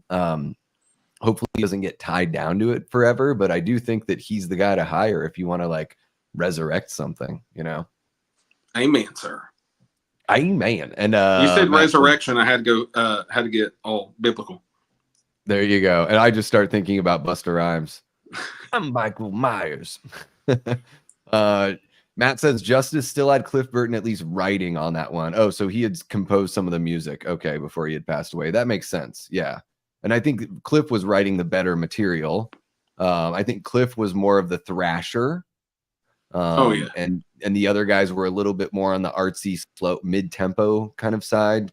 James and Lars. I think Cliff, you know, passing away in that band really sort of cut the balls off Metallica in a way, you know, full on neutered. Jamie Hart says her top 4 albums: Pink Floyd, The Wall, Prince, Purple Rain, Alanis Morissette, Jagged Little Pill, and Beastie Boys, Paul's Boutique.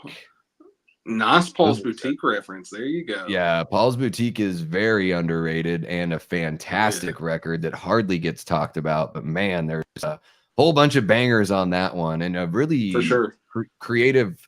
You know, hip hop wasn't that creative back then, so I think that the Beastie Boys were sort of pushing the creative boundaries of hip hop at a relatively early time, especially since they were playing their own instruments. I think that that's one thing that gets lost is like playing your own instruments opens up the possibilities. You know, then you're not tied to taking a beat off somebody, or, you know, playing organic instruments is the way to go.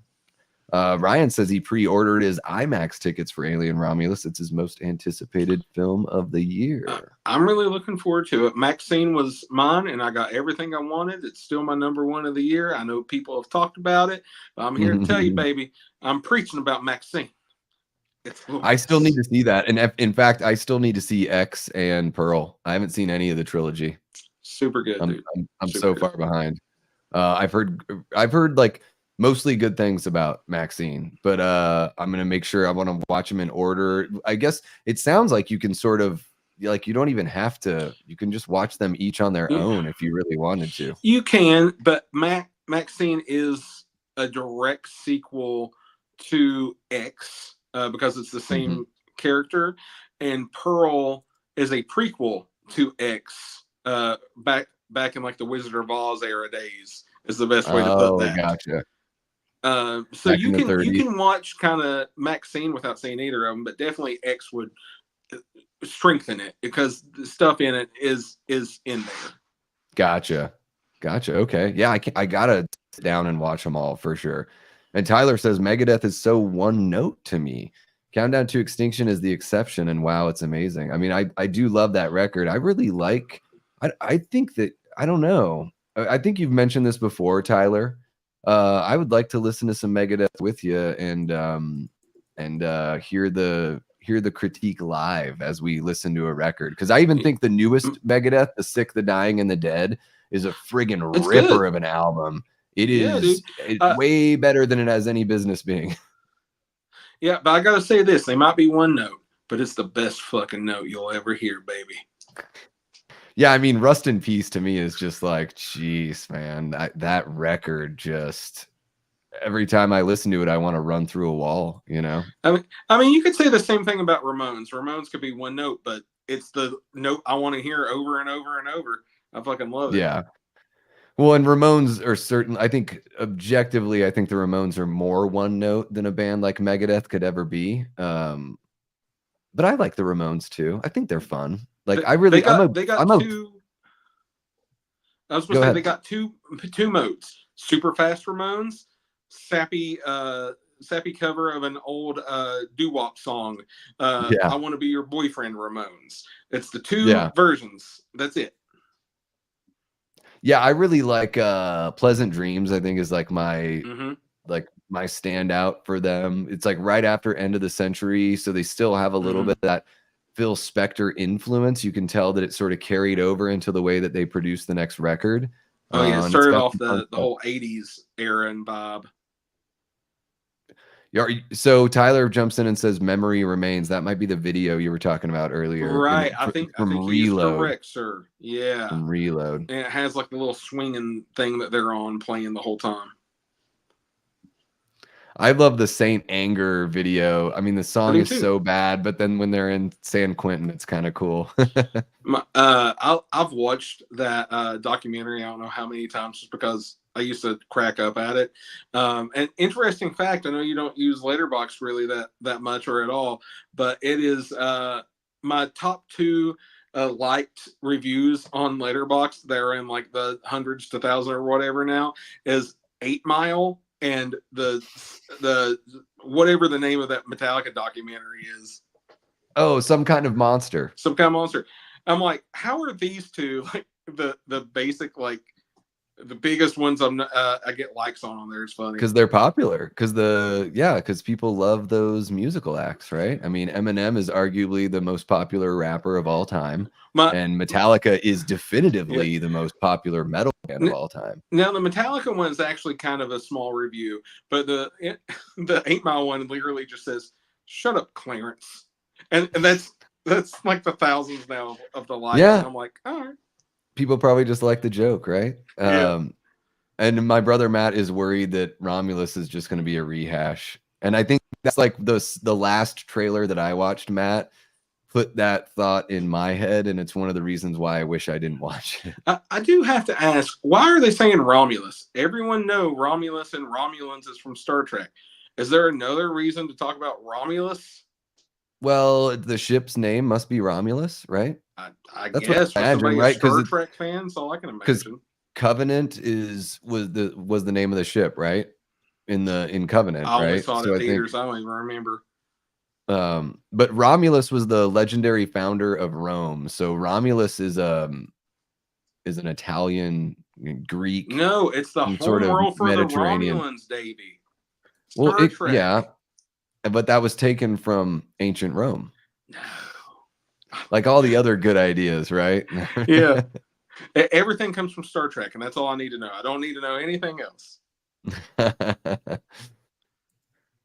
You've got Star Trek, I've got Mystery Science Theater 3000. That's my philosophy, that's my compass. I want to jump in here. Happy Optimist shared a top 5: Enema of the State by Blink, American Idiot by Green Day, No Name by Jack White, Get Your Heart On by Simple Plan, and Black Parade by My Chemical Romance. Yeah, I know. Cool. I know 3 of those records. Simple Plan never did it for me. Simple Plan always sort of bugged. They're just a bit too safe. But the thing with if you were Simple a kid when they came out, I get it. The thing with Simple Plan is, and I'm thinking this is the right band. My wife loves them because my wife loves all those albums. That's like her stuff. Emo, pop punk from the early 2000s. That's her stuff. And one time she was talking about Simple Plan or something came up. The lead singer's name was Pierre. And I started laughing. I was like, what? She goes, he's French. And I was like, of course he is. And so every time Simple Plan comes on now, I'm like, oh, there's Pierre. Yeah, they're French Canadian, right? I guess. Yeah, that makes sense.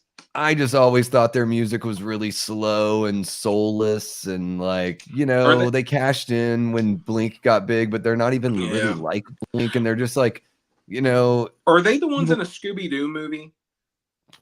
I don't even like know, an animated movie. Chat, help me out here. Simple Plan, I don't even know. Scooby-Doo animated movie. Their songs they are like the Creed of that pop punk era. They're like the Creed. They're like the band that, like, yes, you can make fun of them. Or the Nickelback, which is another Canadian band right there.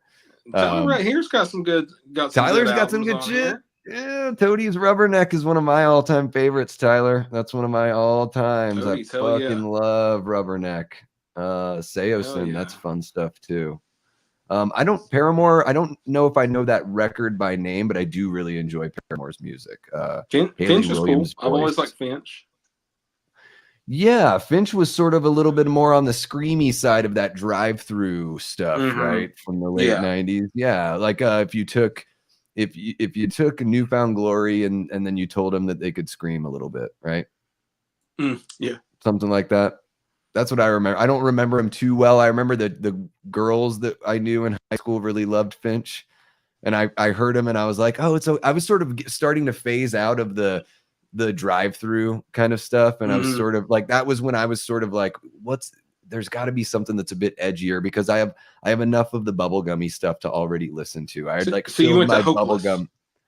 No, yeah. No, I was like, I was looking for more like, let's listen to some weird ass indie rock, or let's like get into some hardcore, like something that's just a little oddball. Yeah. Jamie Hart says I was 40 when the Black Parade came out. Don't tell. No one needs to know, Jamie. You can keep your age as mystery from everyone. I gotta think. So what? Okay, so I'm turning 41 in 2 days. So what album can I say I was 40 when it came out? What was the big album of this last year? I don't even know at this point. You just say some Taylor Swift album because she puts out like 2 every year. It's terrible. Yeah, it's terrible, people. I really couldn't even. I'm not even joking. I couldn't even tell you, like, whatever. I don't know. I have no idea. I'm terrible with modern music. I'm just absolute garbage because okay, so a really good Tears for Fears record came out last year. There you go. I'll have to listen to it. When was that Megadeth? That wasn't this year, was it? That was like a couple years ago, maybe. I think that Tears for Fears record was 2023. Let me look it up here. But I really enjoy that one. Let's see. I think there was a new Weezer album I probably haven't listened to. I don't know, man. Yeah. There's been some Weezer chat since you brought up Pinkerton. There's been some Weezer chat there in the chat. Oh, the record was called Tipping Point. It was 2022. Yeah. Too bad. I don't know. Have you seen that amazing SNL skit, Foz, where it's like Matt Damon at Christmas time? Yeah, that skit is unreal. I love when he's like, "I'm ride or die," and Cecily Strong is like, "For Weezer." You are a grown ass man and standing there and talking about Hurley. Yeah, I love it. Like, oh my God. Like, the band died when Matt Sharp left, and he's like, they didn't even start until Scott Schreiner joined. And everybody's standing there like, what are we talking about? Who? Yeah. And I'm just like, oh yeah. I was freaking out like a Muppet, dude. That's the way Weezer fans are, is you realize that everyone else has moved on like after 1996, and like you're the one that still cares. Dude, it's great. It's funny, as somebody mentioned Tool earlier, one funny story I always have is I went to, there was a record store called National Record Mart, and it was about 45 minutes away from where we live in our hometown. And me and my buddy went to a midnight release for Weezer's Green album. Now, if people don't remember, Weezer had taken a big break after Pinkerton didn't perform the way that Blue Album did. Michael and Carly from their fan club had passed away. They finished up tourings. Rivers went back to, what was it, Harvard, Yale, one of those Ivy League places to go back to school. Yeah. And so finally, Matt Sharp had left the group. They had hired Mikey. He played on the one album before he flipped out and left, and they got Scott. I know too much about Weezer, but Green Album was their return, and the single off of it was Hash Pipe. Sub story, I finally got to see Weezer when they came back on their first tour after all that, called the Yahoo Presents Weezer Tour, and it was Ozma, who I love, the Get Up Kids, who were really fun live, and Weezer, and it was like Blue Album song, Pinkerton song, and then they threw in 3 Green Album songs along with the one I just said, Hash Pipe, and no one knew any of them at the time. Then they released Hash Pipe, so there's this big build up for this album, and me and my friends, one of my friends went to National Record Mart for the midnight release of it, thinking like, oh yeah, we're going to get there. It's going to be a big turnout for Weezer, the Green Album. Yeah. A new Tool album was dropping the same exact night, and it was geez. all Tool fans. All Tool fans. And in the middle there was just me and my one friend there for the Green Album. Yeah, and the Green Album is that's just a funny story I always remember. Like, the Green Album, it's just paint by numbers. It's just so uninspired. It's not like it's bad, right? It's like the melodies are there. It's just, to me, I don't like, where's the heart? Like every solo, I don't know if you've noticed this, Boz, every solo on the Green Album is the vocal melody played over the verse, and they never veer off that formula. No.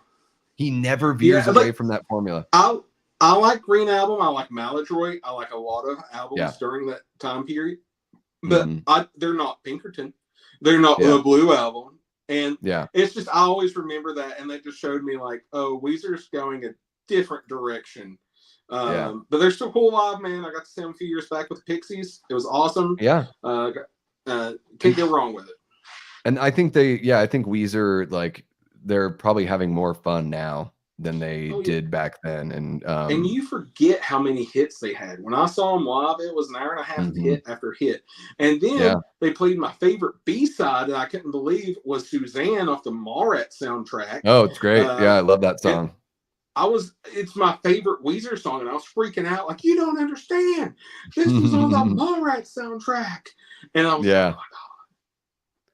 Yeah, that song's great. It's a great outtake from the Blue record, and you know, I've seen him live a couple times. It's been really fun. One of the times I got to see him was at Bumbershoot in Seattle, and it was incredible because Rivers only played guitar on a few songs. Like Pat, their drummer, was playing lead. He was playing all of Rivers' solos, just ripping them, and Josh Freese from the Vandals was playing drums, and it was just.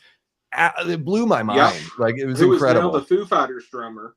I mean, he's been everyone's. He's played on like 1,000 records. And they bring him. Perfect Circle. Yeah, and there was a tour where a Perfect Circle was on tour with the Mars Volta, and the Mars Volta's drummer like broke his ankle or foot.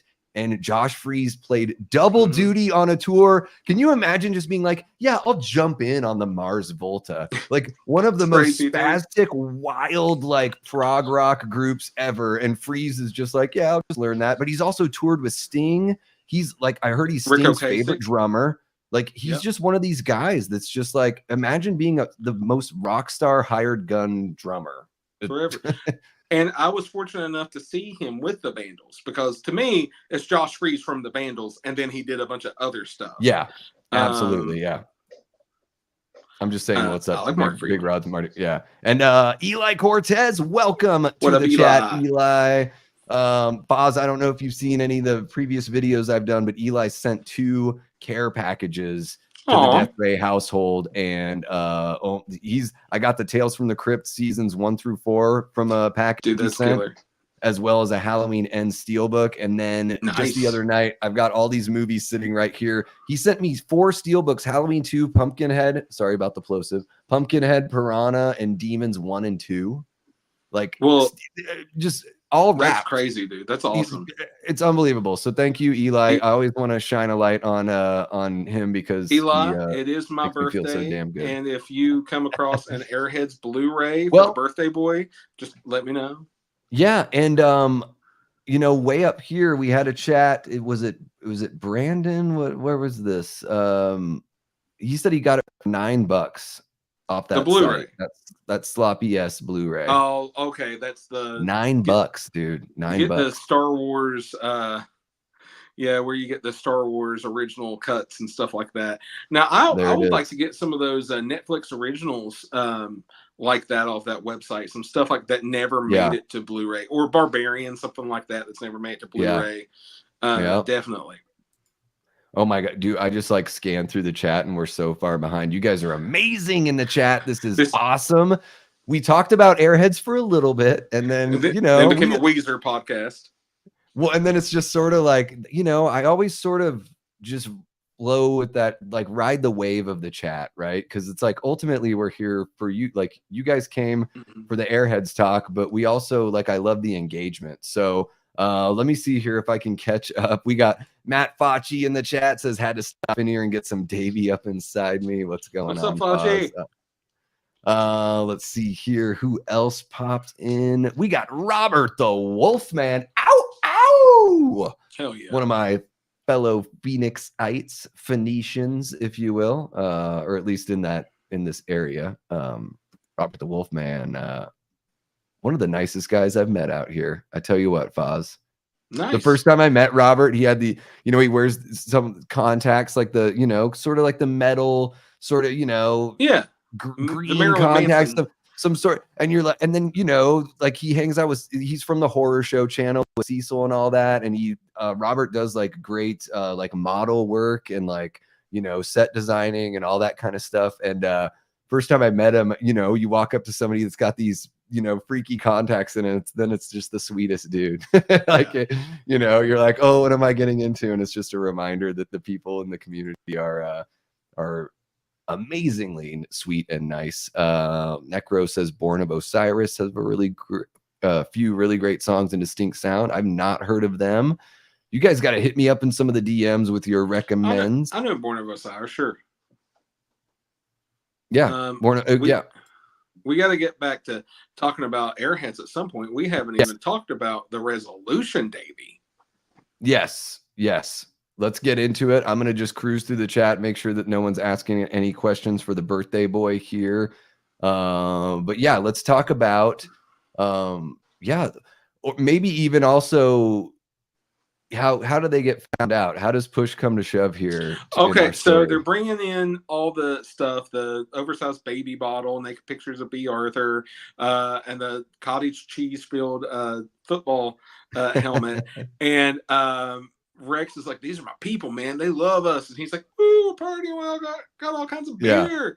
And as he's shutting the door, he gets the tip of the fake machine gun he has caught off, and it starts dripping out the pepper sauce. And then one dude's like, die, scum, and hits him, and him and David Arquette run out of there, and they're screaming, it's a plastic gun, it's a bullshit gun. And but by that time, the guy had found out, the SWAT team guy had found out that Adam Sandler was a pool cleaner, and the pool cleaner had slept with his wife. So he gives what's his name, Michael Richards, is that he gives Michael Richards a real gun on the roof, and of course he fucks it up like Kramer always does, and it goes off.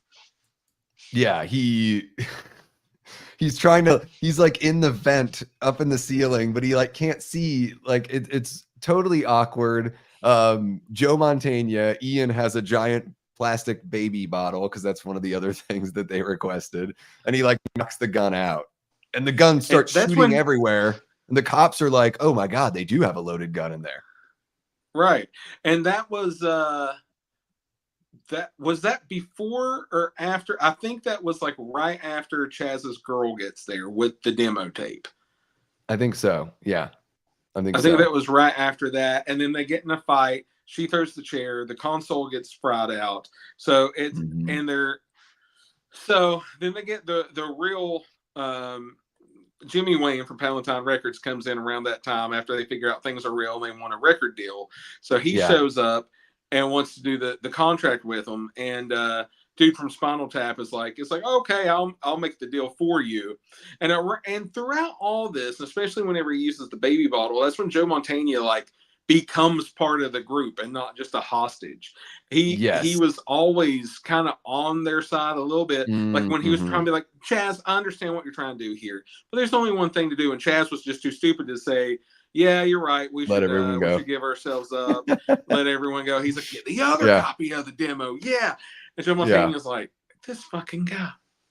Well, yeah, and at the beginning of the movie, he's sort of like he is into old school rock and roll, and he just thinks that the new stuff is just a little heartless. So I think that as the film goes on, he starts to get won over by the Lone Rangers, and it really just the passion that he can tell that there's something authentic. It's not just about getting money and chicks and like a big house or whatever. It's about like, speaking your soul. Also around this time, him and dude from Spinal Tap, who was the program director, had been having words the entire movie.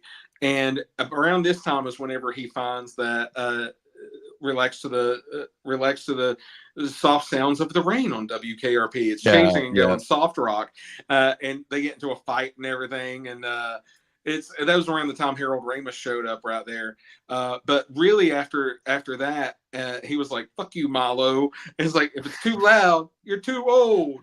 And he really like initiates himself into the group by the end of the movie. Yeah. Where, spoiler alert, at the end of the movie, he's like their manager, and, you know, and he's leading the way. Like, I fucking love Joe Mantegna in this movie, dude. Oh, he's so good. Yeah, really great performance, and like something that's, he could have kind of, I mean, it's not like he could have phoned it in, but it's like, I feel like it's those performances in this movie that really elevate the whole thing for me, that everyone is doing such a great job. Like, regardless of where they were, how big of a name they were, or how big of a name that they would later become. But like, to me, even at this point, it's like Michael McKean and Joe Mantegna were, pretty big in their spheres. And performance is really solid here. Here's a question for you. First time I thought of this was last night. What year was Lennon killed? Because there was it 79, 80, something like that. Chat, help us out. 80, I think. I think it was 80 because it was the start of the new decade. You always like hear him talk about that. Well, there's a part in it where he's talking to Chaz, and he's like, Joe Mantegna's talking to Chaz, and he's like, well, to be honest, I think it's all been downhill since Lennon died. And that's when Chaz is like, you really think I give a shit about the Beatles? Or I don't like classic rock. But the thing I started thinking about, this movie was 94. Yeah. That's only 14 years since Lennon died. It has now been 30 years since Airheads. Well, and the idea that classic rock is talking about the Beatles, whereas I always thought classic rock growing up, to me, the classic rock was the stuff in the 70s, I think it's all lumped in together by that point. Like really, like, because on a classic rock station, you'll hear Led Zeppelin, you'll hear Creedence Clearwater Revival, but then they'll throw in, some older shit too, as long as it ain't too doo-woppy. Like the Stones could walk that fine line right there perfectly. Well, now they'll play like Nirvana's classic rock, right? Dookie from Green Day's classic rock. Alice in Chains. It's just you turn on classic all rock, a matter of time. Alice in Chains and Soundgarden. Yeah, and we got a $4.99 super chat from Antonis. Oh shit! Says, we talking bands now? Okay, all-time favorite rock band for Davey and Foz. What's your all-time favorite rock band? What's the definition? If this is rock band or punk band or hip hop group? I guess let's go like more straight up rock and roll, not too. I meant, oh gosh, I always have had a thing, and now honestly, I'm gonna be dead honest. They're probably not my all-time favorite band, but I've always had a thing where I say, if it ain't Creedence, it's crap. I even got a shirt Creedence made is up. Really good. Creedence Clearwater Revival, Aerosmith. I'm a huge Aerosmith fan, especially the late 80s to early 90s with Crazy Crying, all that stuff. I love them as far as like regular rock and roll. Ozzy, I'm a big Ozzy fan. Like we were talking about Motorhead, which is more metal, but you could still consider them rock. So stuff like that, I would say. Yeah. I'm gonna say, I hope they're considered rock and roll. To me, they are, although they work within like a pretty big like area of rock and roll. But I'm gonna say the band. The band is my all-time favorite rock and roll band.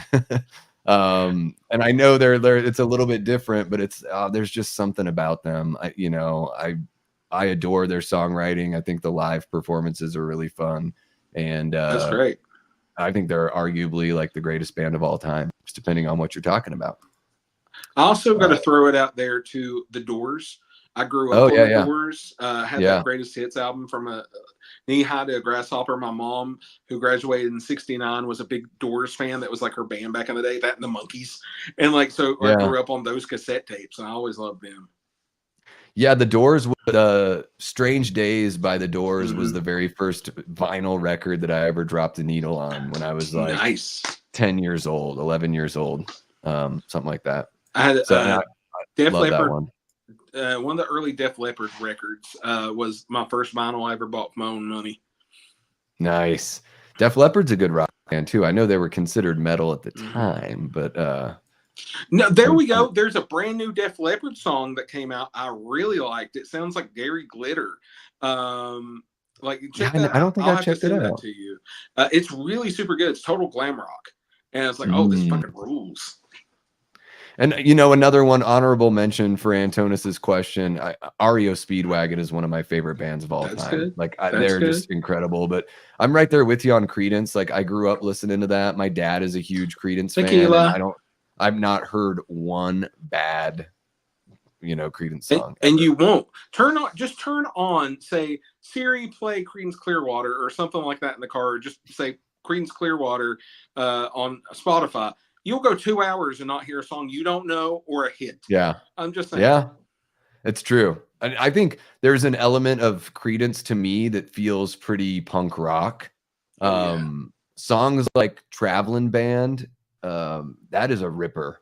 And then if there's some live performances out there on YouTube where they're playing even faster than they did on the record. Yeah, the concert, it's really fun to see.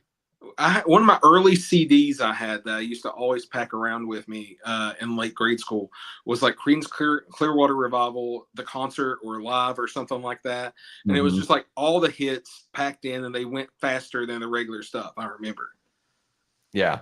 Oh yeah, they're total rippers. I think that's even a band like the Kinks, I feel like is pretty punk rock too I did a Kinks cover back in the day in a band. Yeah, they're really damn good. Yeah.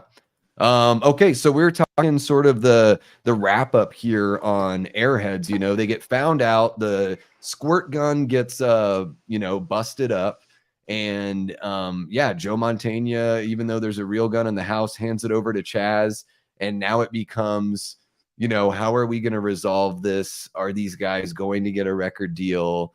And you know, Jimmy Wing, right? I wanted to say Wang. Jimmy Wing. I think it is Jimmy Wayne. I think. Okay. Records. He shows up and he is a total sleazeball. They figure out a way to get a record deal, but he essentially wants them to lip sync because they're going to shoot the video at the hostage. For whatever reason, they have a helicopter fly in a stage, and I was thinking to myself, is that animated? Like, there's no way you could actually, would you really want to do that in real life, is have a helicopter hold all that scaffolding? And like, it's real, man. Like that shot to me looked wild. I was like, I wouldn't be surprised if that's some sort of special effect, because to me, that's kind of crazy. And so we've went a little ahead. Let's get to the meat and bones of that ending, though. Thank you for the happy birthday. Love seeing you in here, Allie. It's during the time that they were playing one of my all-time favorite. Like, if you would ask me top 5 songs, this would be a top 5 songs. Unsatisfied by the Replacements plays. Yes. And they're all stressed out, and they're wanting to get, and they do this little montage thrown together of like them trying to get the tape deck set up so that they could, record company guy can hear the song. Now that they have the tape, Brendan Fraser just being told, you know, it's the board's fried and he's freaking out. He doesn't know what to do. He's like staring off into space, and it all comes together, and like, oh, hey, we got the record contract together. Let's do this record contract. And he signs it, and then Pip walks in with the deck, and he freaks out because he's like, you didn't even hear the song. You don't even care about the music. And he wipes his ass with his record contract. Yeah, and Joe Mantegna has that great delivery where he says that he wipes his ass with his record contract. I love this guy. And at that point, he's all in. He's like, oh yeah, I'm here. Yeah. And then like it's that thing going back and forth about like, look, since you signed this contract, you've been under the umbrella of Palatine Records, even though it was like 2 seconds ago. He's like, you know, I could get you out of this. He's like, really? He's like, yeah, if you all play ball, we'll get you out of this. Rock stars don't go to jail. Christ, Vince Neil only did 3 months and he killed somebody. Yeah. Yeah, it's he's total sleazeball mode, absolutely. Oh, totally. when they get on stage and they realize that there's no juice in their guitars and everything, and they're basically like, this is just what everyone does. And what Buscemi's like, come on, man, don't make us be lame. I love that. And they're like, yeah, so they have to make the decision. Are they gonna, they can't play live because they're not giving them no juice. Do they stick with the contract and hopefully get out of jail for doing this? But they have to be lame and shoot pantomime during the video and act like they're doing it, or just say fuck it and let the cards fall where they may. Well, the song starts playing, and Pip is kind of standing there like he looks like he might be able to drum from far away. Yeah. Rex has his bass. He looks like he might be playing from far away. And then as soon as it comes in for that slick, like just sick guitar solo there at the beginning, and it's supposed to be Brendan Fraser, he just like does it, throws his hands up, and everybody's like, yeah. And dude, the big, it gave me the biggest chills every time. But last night gave me the chills all over again. Is whenever Ian runs out there, and it's like, oh yeah, you crazy motherfuckers, come down here. Oh, it's total anarchy. Yeah. And like you're just like, like they can't stop you. Yeah. He's totally with it now. Now he is part of the whole group, and everybody just runs, and Chris Farley gets ran over, and it's just a big thing. And then of course they're like, they dig our song, man, and they stage dive, and then that is the culmination of that. But then what happens, Davey? Tell us about their future. Well, we cut to the future where they're on MTV playing live in prison. In prison, yes. In their orange jumpsuits, and they're playing Degenerated, of course. And everyone loves them in the prison. And it seems like turning down the record deal was A-okay with them, because I think, as Chaz had predicted earlier in the movie, that, you know, even if they don't take this one, people are going to be lining up to give them a deal. Now, see, the way I always took it was they still had the deal, because the contract, they weren't going to let that go, but they just didn't they showed they weren't going to be bullshit puppets. And now they just had to eat it, but it's still, they're getting out in 3 months. And it's the best line from Joe Montana, where he's on the cell phone. He's like, we start tour in 6 months. And they pause and goes, 3 months if they're on good behavior. It's great. It's awesome. Yeah. And you know, Pip has got his little blonde chickie from the radio station. She's still there. And they're over there, you know, Chaz mended everything with his girlfriend. And you know who they look like? Buscemi, I was gonna say, they look like Kelly from Married with Children, is who they look like. Yeah, especially the blonde chick from the radio station. Her outfits are very Kelly. Yeah, very Kelly. And then I think you were telling the good part about. And we got a happy. Yeah, Rex is doing like his really sensual pelvic thrust with the bass, and Pip is like, Rex, what are you doing, man? And he looks, and it's just these two guys like staring at him, just like seriously deadpan. And he realizes, oh yeah, I'm not at a show. I'm in a prison with a bunch of dudes. And I'm just like, I'm not going to imitate it here. YouTube will strike me. They won't stop me, Davey.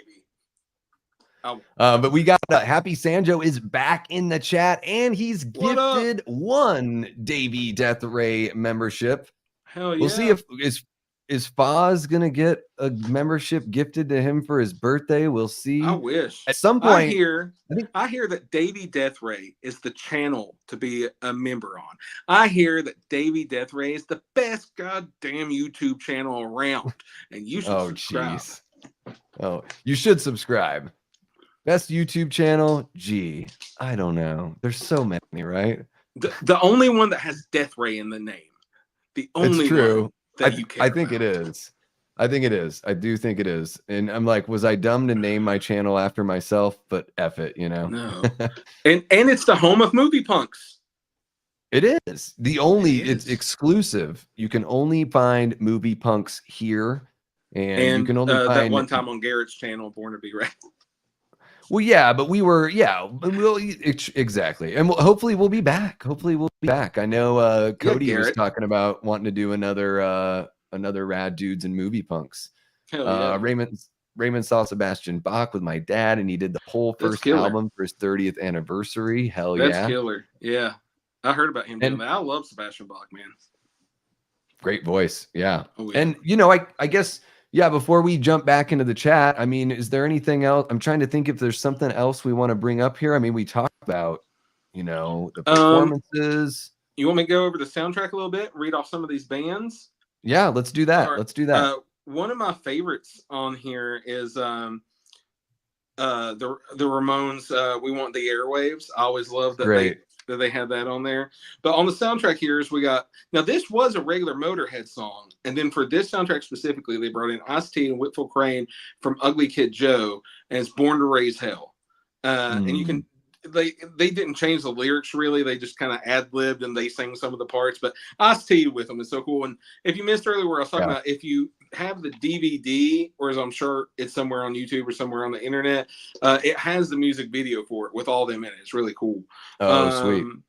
Four Non Blondes, White Zombie, who are actually in the movie. It's that movie, that song from the movie Feed the Gods. D-Generation. Do you remember D-Generation? They were like the punk band that popped up out of like some members of Guns N' Roses and some other bands. Yeah, I remember that. They were on there. I love D-Generation. Primus is on here. Love Primus. I saw Primus with Slayer and Rob Zombie at Ozfest. How's that for funny? Anthrax. Yeah. Okay, dude, I gotta talk about this. I'm so glad I brought this up. Anthrax is doing a song called London. Again, just like D-Generation from the Lone Rangers, which was, you know, punk cover. Years and years went by. I knew this song London by Anthrax, right, off the soundtrack. Years and years later, I'm talking like I'm 18 years old or so, I'm listening to a Smiths album. That's right, Morrissey and Johnny Marr's The Smiths.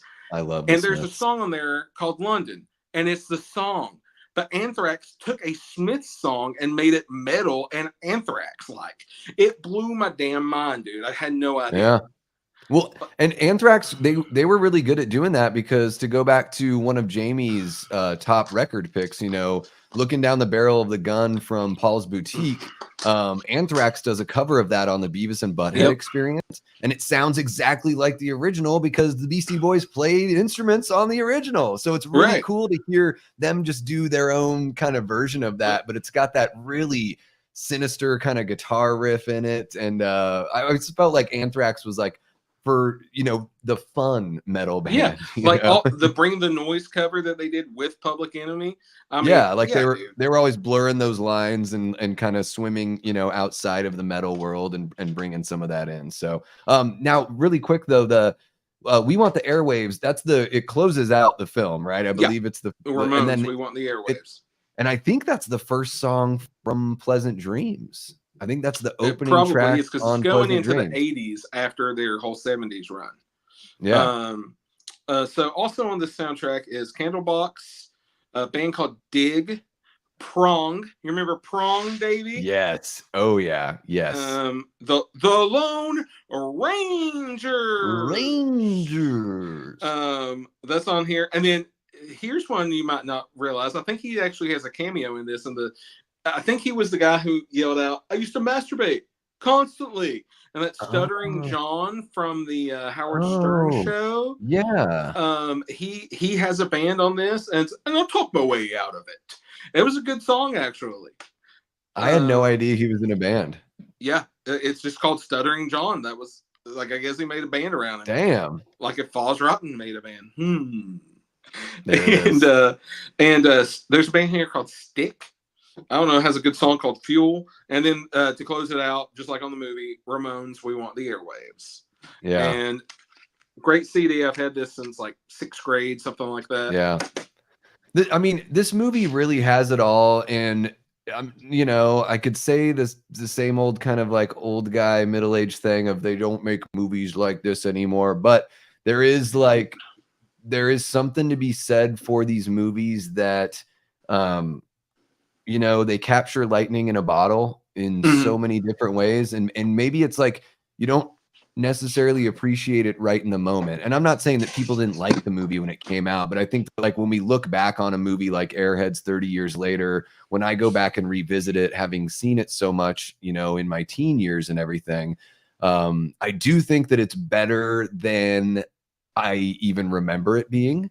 I think Right. that it's a movie that should certainly be celebrated. And like you're saying, and other people have said, many people have said in the chat that this thing needs to be, you know, on a boutique label. Like we need some sort of awesome, you know, where's the box set release? Where's the slip cover? Blah, blah, blah. Like I want to see Planet About CHH everyone. and all those guys talking about the special Oh, dude, edition, you know, if limited Christian box ain't set. seen this, Christian would love it. I Well, question if Christian has seen it. I don't know. and I imagine like we could have a version of it where it like comes in like an old, you know, remember those old, the CD boxes, like the boxes that CDs used to come in Yeah, that were dude. long, or like Oh, that'd you be could do great. some sort of fun thing, you You know? could even do it, like, if it had the money behind it, you could do a the reel to reel where it looks like the reel to reel that they pull out with Yeah, the Lone Rangers degenerated on it. That'd be a exactly. Yeah. fun thing. So here's just something wild and random. You know how I always go off topic, but it's not off topic. It's just weird. On the DVD, it's called Airhead Special Report, and I guess they made it for like HBO or something. Used to have a lot of stuff like this that they would show between movies, where it's Yeah. the people in character. I talked about this earlier. People in character, like Ernie Hudson and everything, talking to fake news reporters and making this whole fake news thing. And one of the funniest lines is Ernie Hudson going, mothers and fathers out there, keep your kids from forming bands. They won't succeed, and you will end up taking over a radio station. And like he was trying to give this PSA in the character. Yeah. But one of the things on there is, you could tell this was before the movie's release that they made this. They have a fake infomercial like they did in the 90s of all, get these greatest hits now, and it's all these songs about like I Fought the Law Won, stuff like that. Gotcha. Yeah. And like there was just a get this now, because they were trying to act like it was a real thing going on. Yeah. And it was a picture of them that's like literally this picture, but they were made to use like as a mugshot thing. And if you order now, you can get this for the low cost of $14.99. And they named all these fake names and everything. And I'm staring at that like, I want to now make a real playlist of all these songs that like one person in the world will be like, oh man, that's cool, that's from that thing. And I'm like, I can do it. I have Spotify, why not? You should do it. You should absolutely do it. And then I could don't let anything hold you back. Do a screenshot of the thing with the fake album cover on there and do it exactly like it was, and be like, I can print all that out and be like, look what I got, guys. There it is. There it is. Act now. Buy the CD for $14.99, $3.99 shipping and handling, no CODs. Dude, that's exactly right. We got a dude who loves movies in the chat. What's happening? Cody says, up, don't talk to me about rock and roll. I'm out there in the clubs and on the streets, and I'm living it. I am rock and roll. Cody, we were just talking about you. We should have had you on this one, man. Cody knows all, sees all. He's great. Cody, he's amazing. He's always jumping in the chat, telling people, you know, reminding them to roundhouse kick the like button. That's one thing that we have not said the entire stream. Please, guys, if you haven't hit the like button, hit that like button. Subscribe. Share this with a friend that you know loves Airheads, or that you think needs to know about Airheads. And Big Rod says, shout out to young musicians inspired by Airheads. Hell yeah. Me? Definitely me. There it is. There it is. The CD long box. Yes, Aaron, you remember. Yeah. Big Rod says, I'm almost positive Christian at CHH has seen this. I would imagine so as well, because he has such a love for that era. I know he's a bit of a younger guy, but man, he's got, you know, he's really got his finger on the pulse. Yeah, dude, absolutely. He knows everything. Cody says, one summer when I was a kid, I watched Airheads every day on comedies. Yeah, we talked about that. Yeah, there was a couple years there. I remember that one summer where they just kept on playing it. I couldn't get enough of it. Yeah, and we'd watch it every damn time too. And there it is. Boom! Don't forget to roundhouse kick that like button. It's never official until Cody pops in and says that. And yeah, guys, you know, other than that, like, you know, we did just unlock channel membership here at the Davey Deathray channel. So for as low as 99 cents a month, you can become a channel member and unlock some exclusive perks. And if you want to go beyond that, there's even cooler shit to unlock as well. So for as low as 99 cents a day, you can help Davey eat YouTube. Feed a Davey. Help me Davey. eat YouTube. Raymond kicked the like button when he got here. Hell yeah. Kick it so hard it breaks and then kick it again.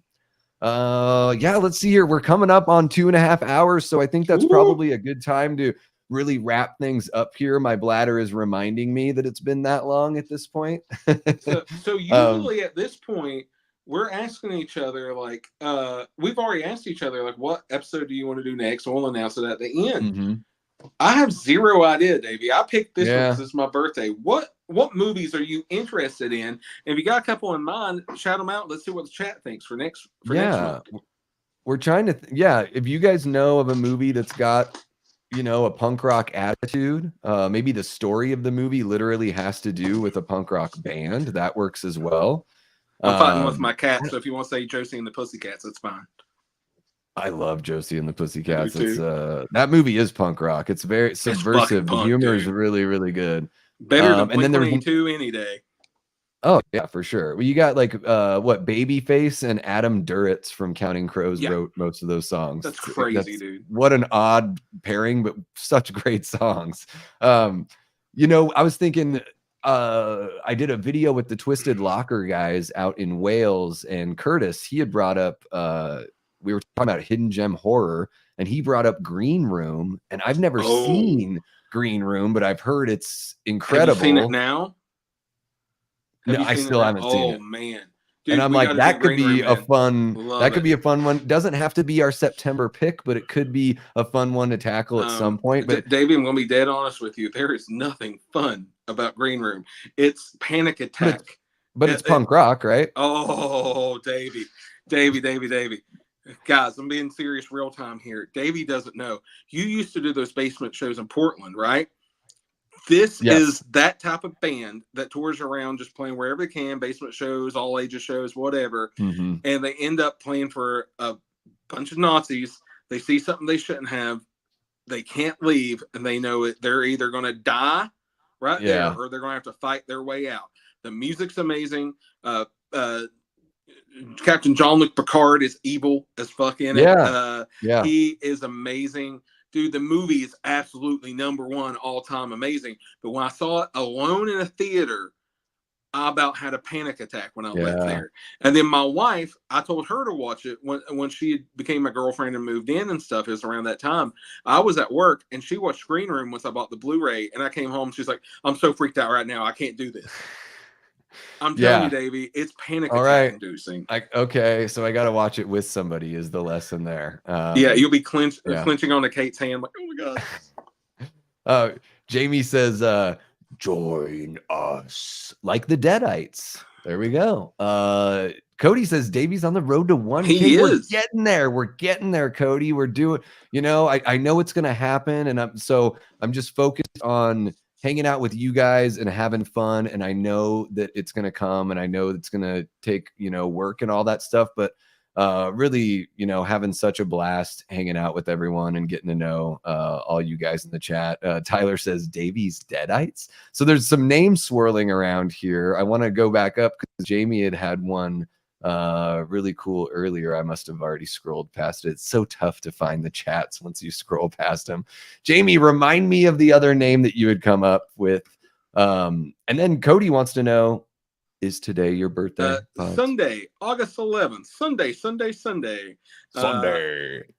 So yeah, it's my birthday weekend. I'm partying. I'm going to actually spend tomorrow with my stepfather putting up all kinds of shelves that I used to work in a movie gallery, and when our movie gallery went out, I bought a bunch of shelves. So hopefully tomorrow, if everything goes right, my birthday weekend plans are to put up all the shelves I'm going to put up all my movies on, and that'll make me a very happy boy. I can place Airheads right there and look at it every single day.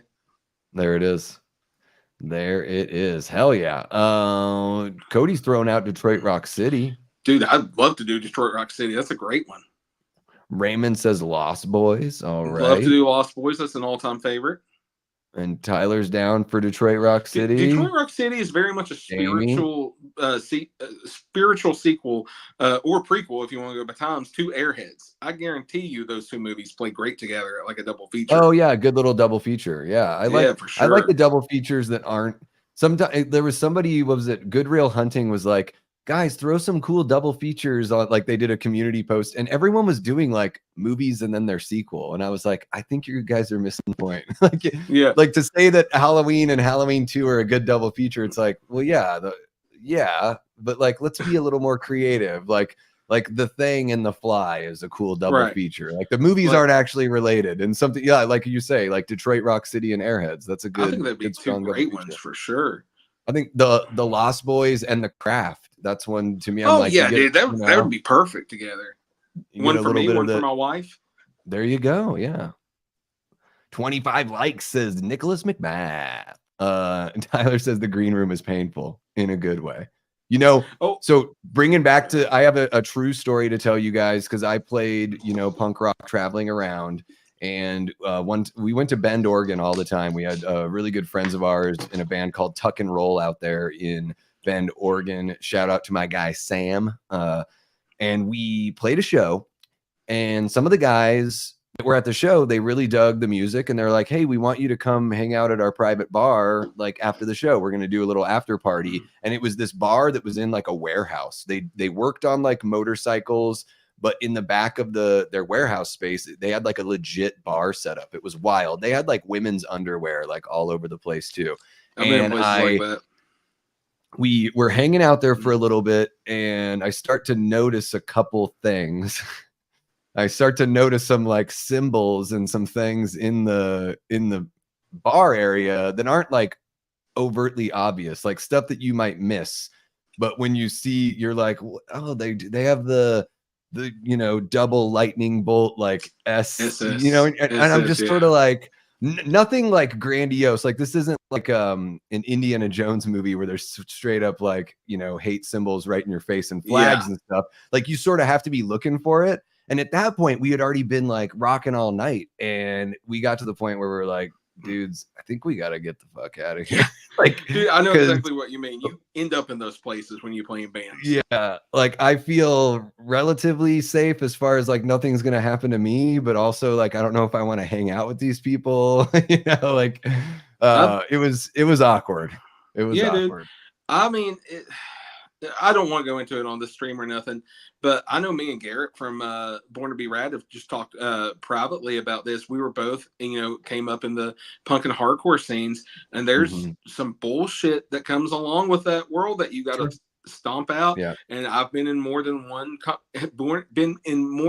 or two confrontations where you have to tell somebody to get the fuck out of your world because because they ain't bringing that hate and bullshit into the world. It sucks, man, it's just like that. Yeah.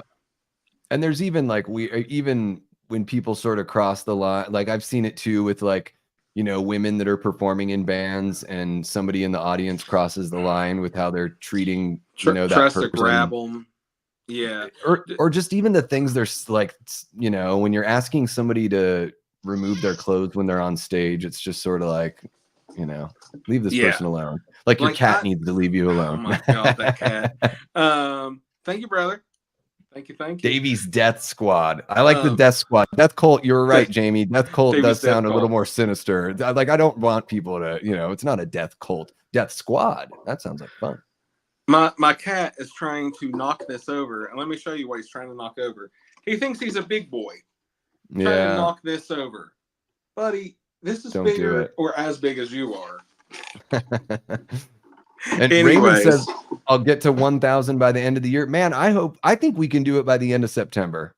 Let's do it by the end of September, Davey. Yeah. What's the celebration movie? We've talked about Green Room. We've talked about a couple others. You think about it and get back to us. What's your celebration movie we're doing to get to 1,000 subscribers? We gotta have something special. When we hit 1,000, what are we gonna talk about? That's a good question. I don't know. It'll be the movie Punx 1000. Yeah, because we're holding off. We're gonna do SLC Punk on our 1-year anniversary. We've talked about that. Oh yeah, you just told everybody 1 year from whenever we started the show, we're doing SLC Punk. That's the plan. Yeah. And we got Nice Fan jumped in here. Nice Fan, I'm not sure if this is your first time on a stream over here at the Davey Deathray channel, but everybody please make Nice Fan feel welcome. And he says, Pip ain't farting on no snare drum. He ain't, man. He ain't. The OG Crow. Raymond says the OG Crow. Oh, yeah. That'd be great. That's a good one. I know for a while, I don't know if you remember this, but on one of our first episodes, did you tell me you had never seen Trick or Treat before? Like the 86 Trick or Treat? I've never seen the metal Trick or Treat. No, I've seen the anthology Trick or Treat. That's one of my all-time favorite movies, and I was still hoping. I think I said it on that live stream where we were talking about it. I would really like to do that for October as our horror movie. I think that'd be fantastic. Yeah. If you're down with that, and then just plan out something for our September stream to celebrate you getting to 1,000 because you will be. Oh man, I think we can do it. I think we can do it, guys. You know, it seems like we're on a nice momentum swing right now, and really, it's at this point, it's kind of just not like it's up to you guys all out there, but it is. We've reached that point where you just got to let some folks know. Like right now, we have 18 people in the chat, and or 18 people watching, and we're closing out the stream. So things are looking great. And if you guys are enjoying this and you know somebody that likes movie talk, or they like horror, or even like maybe they're just jaded with regular late night talk shows, they can come check out Late Night with the Davey on Wednesday nights at 10:30 Eastern. That's a fun little talk show. And Johnny wants to say, everybody subscribe to Davey. Say it, Johnny. Yeah. Like, subscribe, share, leave a comment. Guys, if you're watching this after the fact, let us know what you want us to see or cover in September. Now, keep in mind, it is movie Punx, so there has to be some sort of punk rock element within the story, or something about it that screams punk rock to you. We got to do the Wedding Singer one day. I just did the Billy Idol thing. I was like, Billy Idol's in that. There you go. I was like, yeah, Wedding Singer's fun. Wedding Singer's fun. Yeah. Nicholas McMath says, I don't think I'd ever be interested in watching The Fly. You're missing out, Nicholas. That Fly movie. All of them great. The David Cronenberg 80s Fly is really damn good. I love recommend it. I like part 2. That's one of the early movies I remember renting on my own as part 2 and being like, and as in like not me and my sister agreeing on something, or my mom being like approved of it, but me like taking something up there and like, I want The Fly too. Yeah. I've never seen the second one with Eric Stoltz, right? Yeah. Eric Stoltz is in it. It's great. I had never seen it. Yeah. I'd never seen it. I need to check it out. I really love that first one. I mean, it's a great, like your classic, like tragic, it's like a Greek tragedy. There we go. Chad's in the chat. What's happening, Chad? He says, who would win, Lemmy or God? Wrong question. Yep. Absolutely. A walk to remember when I hit 1K. That would be fun. That's a fun one. I watched that at a girl in high school's a new birthday party, and because she invited everybody over for a birthday party, and then they put that on, and I was just like, this is cool. It's a downer for a birthday party. Right? Yeah. Here's a story about a young person dying. I was just like, is that Mandy Moore? It is, and it is. When we hit 1,000, do Hackers. Hackers could be considered there in punk rock. Yeah. I'd fucking do that in a second. Since we can't have Matthew Lillard in SLC Punk yet, we can get Matthew Lillard and Serial Mom would be a good one also. Because who's in that? Is it L7 that's in Serial Mom? I can't remember. I think my cat just said yeah. Yeah, and he sounds just like my cat. It's hilarious. And Tyler says Scott Pilgrim versus the World. Okay, there we go. Kinda.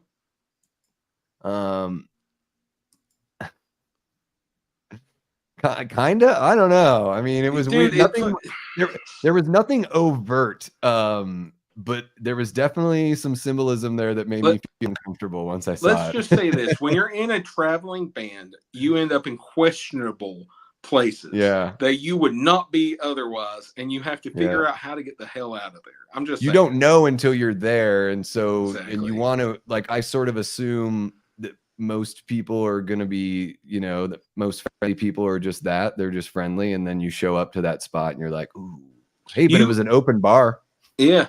You hope for a good pizza and a spot on a sofa, but if you Yeah. end up in a dingy, mold-induced basement somewhere with leftover Taco Bell, you take what Yeah. you can get. I'm just saying. Oh my, I'll tell you what, dude, we played on our first tour, we played in East Vancouver, British Columbia, and we played in a punk house that the people were squatting in the house. And I went into the bathroom to use the bathroom, and I looked up and the ceiling was literally like rotted out. Like this place was like dilapidated and And let me guess, no dangerous. running water. The basement that we played in was literally like a dirt floor, like totally unfinished, like and you know, yeah, you like Boz said, you find yourself in these uncomfortable situations. And again, in the biker bar in Bend, Oregon, there wasn't anything. It was seemingly innocuous, and it was I've almost played, like, you know, yeah, I've played several biker things. Like they'll just hire you because you're a rock band, and then you get yeah, there and you're a punk band, and they're like, "Whoa, what is this?" And they'll either really like you or they're really yeah, not like you. I've had sets cut short, and I've had sets go on longer because they liked us so much. Either way, yeah, you're getting bottles thrown at you. Either way. yeah. Yeah, it was a wild night. It was one of those nights where you're just like, what the hell just happened, right? Dude, definitely. But you never know, Nicholas, because in punk rock as well, like you meet people that are wild looking and very sweet. Like we played with these guys called Pistol Whipped Prophets from Eugene, Oregon. The singer is tatted, his whole face is tatted, like almost his whole body, because he works at a tattoo parlor, and he just thought, well, that would be cool. Like, why not just like cover myself? And when they're on stage, you would be like, these guys are the most scary, freaky deaky people. But they played my basement at one point after we had gotten to know each other. And I thought to myself, like, should I be worried? And then I was like, you know what? No, because I know it's going to be totally chaotic while they're playing, but I know it's going to be controlled chaos, and they won't trash our house. They just will act like they might trash our house. Afterwards, they're like, "You want me to do the dishes for you?" Or "Thank you very Yeah. much." Alley Girl says She's All That. I love She's All That. I don't think it's a punk rock movie, She's all but I that. Yeah. love Rachel Lee Cook. I will say that. I do love Rachel Lee Cook. Isn't there a Bikini Kill reference somewhere in She's All That? There Like might either a be. sticker or a band song or something like I that. think she says that she listens to Yeah. Bikini Kill, because then they use that in Not Another Teen Movie. They bring Yeah. that. No, wait. Yeah. Bikini Kill. No, Bikini Kill's 10 Things I Hate About You. Okay. Now, 10 Things I Hate Right? About You is really good. That has Letters to Cleo in it. Yeah. Yeah. 10 Things I Hate About You is a solid movie. And the woman from Letters to Cleo is Josie's voice from Josie and the Pussycats. Yeah. Yeah. It all comes back to Josie and the Pussycats, man. I'm telling you. Yeah. Aaron says, or Ed Wood. I forgot to remind you about doing a watch. I'll do a watch party for Ed Wood. I love Ed Wood. That's, you know, I love Ed Wood. Might just be my favorite Tim Burton movie. The worst album I've ever listened to, I don't know, Prince, because I don't listen to, if I don't like it, I don't listen to it ever again. I have it. I have it for you, Davey. Yeah. Animals by Pink Floyd. Fuck that album. I don't even know if I've ever listened to it. When You're 13 and High, Davey is the worst album you've ever heard in your life. I'm just leaving it at that, y'all. There's one record that I really didn't like, and it's that MIA chick. I like the hate that album. That somebody put that album on one time, and she has a song where she seriously goes da da da da da da da da da, and I'm just like, this is fucking so stupid. And then the one song got so much play, and it was almost like overplayed immediately. Like Pineapple Express killed it. Yeah, I was already tired of that song after like I heard it twice. And that's, maybe I just have like an aversion to sampling, because it's just really like, ugh, like, I don't know. But yeah, that record, I remember when I worked at the record store in Juneau, anytime they would put out like those Reggae Gold 2004, and the record store owner would put that on because we had tourists that would come in, and the guys that worked on the ship that liked to buy that stuff. And I was like, I didn't know Satan put out a new record. It's just a compilation of like club reggae music. When I was working at a record store, it I remember that. You know how like you work at a record store and they'll send you the CDs or whatever to play on repeat, just to Yeah. build up sales. One of them was that "Lips of an Angel" song by who the fuck ever butt rock band, uh, Jeez. and I it can't, I'm kept trying to playing. think. And I said, I remember this so well. I used to play all the time. I fucking hated it. And one day, my manager was this woman who had been through a divorce, and all of a sudden, she would sing along with it. She loved it. All of a sudden, just it clicked in her head one day. Like all of a sudden, she just realized it's talking about cheating. It's like two people on Mm. the phone with each other talking about you have the lips of an angel. I wish I was with you. This shit, and she wouldn't play it anymore after that. I was like, Jesus Christ! I wish I would have Gotcha. said that to her forever ago. It's like the Pina Colada song, right? It's Oh all about God. like and Happy Optimist says Danger Deathray rules. I don't even how did you find out about Danger Deathray? That's where I got my silly stage name. I was in a band called Danger Deathray. Did I say that earlier? I didn't Oh even no, but know. I'm looking it up now. I want to see it.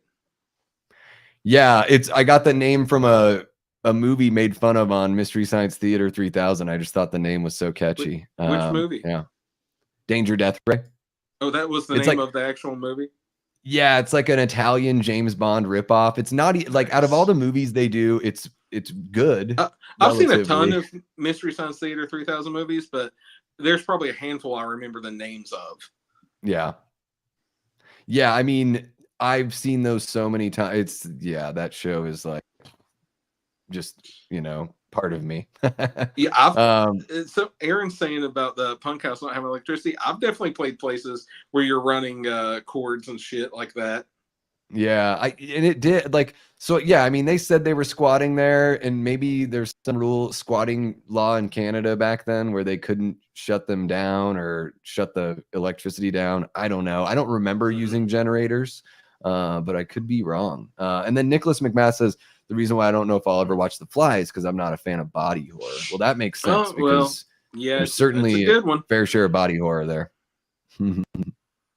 House party days. I remember playing a shady house in Stockton, California. Couldn't take the eyes off the gear. That I've played in Stockton a Yeah, couple dude. times. We played at the Plea for Peace Center. Man, Dude, in that Stockton, rules. I tell you what, if you get the looks you get in Stockton. I've never been looked at that way, where you walk into a store and people look at you like, "What the hell are you doing here?" And I only experienced that there in Stockton. It was pretty For a unique. second, Pretty I thought unique. you were quoting Pip from the movie. What was it? Pip looks at Yvonne and it's like, it's just like you go in the store and they all look at you like you're trying to steal something. You're like, hey man, I just want to buy something. And she's like, Yeah. that's never happened to me. Does that happen to you? And he's like, what? But dude, I gotta say I'm jealous. I've been to California several times whenever I was younger to visit family. Like my grandma used to live out Mhm. there. But going into my teenage years into adulthood, I've not been back to California. And one of my biggest dreams was always to do a full-on West Coast tour, or at least out to Mhm. West Coast and back. Like I've played all over, but like West Coast is my big spot, that I have not been able to play into. Just a Yeah. lot of like down south, Midwest, East Coast, all that stuff. Yeah, I mean it makes sense because you're literally on the other side of the country. So it's like, yeah, the California thing for growing up on this side of the country Mm-hmm. over here on the west side, it's like that was just the easiest route to tour, especially being in Portland. You're like, all right, we'll go down to San Diego and back, and if we can book Tijuana, we'll play there, and if not, we'll just Mm-hmm. stop in San Diego. But yeah, I mean, I That'd had be so much that'd be fun killer. at all those spots, but it just Stockton was a unique kind of animal for sure. Yeah, Maybe, Hinder, that was a fucking band. Fuck Hinder. okay. I Yeah, will I don't say it even know. now. I'm I don't Punk even Rock. know. Fuck Hinder. Yeah, I never even heard of it. Dude who loves Ooh, okay, Cody. dude. This is a good one, Cody. I could see you Dude. guys doing an episode on Demon Knight. Because it has Yes. Lowell from Wings in it, and Cody is my Wings brother. If you guys can talk about Wings, you'll talk about Wings. Like that's what it all boils Every down to time. is, oh, Demon Knight's great. The guy from Wings is in there. Lowell. It's not William Sadler or Billy Zane or Jada I Pinkett love all Smith them, or but CCH Lowell. or was it CCH Pounder? CCH Pounder, yeah. Yeah, she's in there. A bunch of great performances in there. Yeah. Terrific, but low. But isn't what's his face? Dick, yeah. What's his name? He's in all those Roger Corman movies. He's in there. What's that guy's name? Why can't I think of his name? Why am I only wanting to say Dick Warlock right now? No, it's Dick. Yeah. Good Lord. I work for Dick Jones. I can Dick see him. Jones owns OTP and they run the cops. You're the cops. I can see him, yelling at Corey Feldman on The Burbs right now. Dick Miller. And I always think of him from the Gremlins movies. Ramones. Yeah. Ramones every time. I'll take the Smiths. I love the Smiths. I love the Smiths. I saw Morrissey live. Never got to see the Ramones live, unfortunately. Yeah. I've never seen Morrissey, but man, I think he's a fantastic singer. Don't make me choose between Hinder and Lifehouse. I guess I would pick Lifehouse because I have no idea who Hinder is. Isn't Lifehouse the band with the dude from Full Moon Sun singing? Am I correct on that? Charles Band's son is the singer of Lifehouse. Correct me if I'm wrong, chat. Was not The Calling? No, maybe that was. They all blend together, dude. All that light rock. They do because it's that really deep voice. Because The Calling has the if I could. I think that was it. Always, did you ever watch? Did you ever watch the TV show Lost? No. Well, on Lost, the guy that was on Lord of the Rings. Like, fucking no. On Lost, the guy that was in Lord of the Rings, that one Hobbit guy that was on there, his whole thing was he was in a band and they were about to have a reunion tour when they crashed down, and he's always like, "Yeah, do you know me from my band?" And like when it would do flashbacks, it reminded me of like Lifehouse or whatever, and I always just picture him in that fucking band. It was, and like for me, because I was like late high school at that time, and granted, I'm listening to like skate punk, like Epitaph Records and Fat Records. And so for me at that time, like that kind of music was like absolute trash to me, because the whole boy band thing was big at that time too. And I just saw those rock bands as boy bands that were playing like with distorted guitars. It just seemed like, Prince is asking, have I ever listened to Alter Bridge or Killswitch Engage? And I mean, I've heard Alter Bridge. I don't listen to either band though. So here's the thing. I was about to comment on that. Killswitch Engage is a totally different band. Yeah, they're metal, right? Killswitch is awesome. Like I got to see them live once with God Forbid, and dude, those guys were fucking killer. Yeah, I would go Deftones there. Jimmy Eat World is fine, but they never really like when they broke. That might be an album that I kind of hate. Bleed American. A little bit, yeah. I got sick of the middle song. That song just hurts my butt. I feel like that I don't know if it's that song called Bleed American, but it's off that album. I still like it. But I saw Deftones twice. Warped Tour 98, which you can actually, if you YouTube Deftones Warped Tour Seattle 98. I was there in that crowd watching them. And also Bad Religion has a clip from Warped Tour 98 in Seattle there. I was there for both of them. They were actually the last two bands of the day. Deftones played on this one, then Bad Religion ended out on that one. But I saw Deftones there. Then I saw them the next year at that Ozfest 99, where I saw Promise, Slayer, Rob Zombie. And that was a Black Sabbath reunion year. Oh, nice. Hell yeah. Yeah, I've never seen Deftones, and I'm not that they're necessarily like my cup of tea all the time, but everything I've heard from them is like pretty like thoughtful as far as the musicianship and everything goes. Yeah, it's pretty good. Now, I'm not gonna lie, they're sloppy live. The singer was definitely drunk both times I saw him. His ass was hanging out, but it was still cool. Geez, yeah. Played at a Vagos party. Was Vagos like a biker gang? I don't know. He said that was. Big Rod, I played at a Vagos party once that was so scary, just a ton of big ass bikers yelling "Play Freebird" the entire set. We tore down and loaded up and dipped out immediately. Yeah, been there. Wings for life, low for life.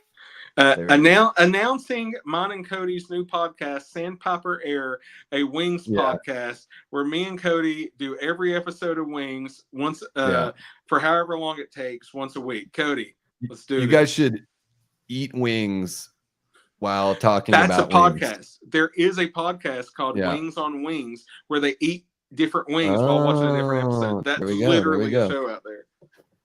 Love, take me down to the streets. Yeah, Paul McCartney and Wings. From Role Models, Aaron Click with the Role Models reference here. I'm going to say something. I like Wings better than the Beatles. I don't care for the Beatles. In the words of Chaz Darby, you really think I give a shit about the Beatles? But Wings had some good songs. I don't know. I don't know if I could really name very many Wings songs. I can name a few, probably. I like George Harrison. He's probably my favorite Beatle. And Allie, I love Hinder and Lifehouse. Sorry, Allie. But Allie, you like those bands and you don't like Halloween Ends? What's up with that? Allie, you like shitty bands but not shitty movies. Come on, I think you're being kind of unfair here. No, I'm just joking.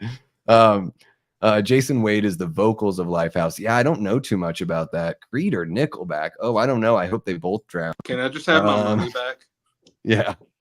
I can't even pick. I know I seem like such a jerk now.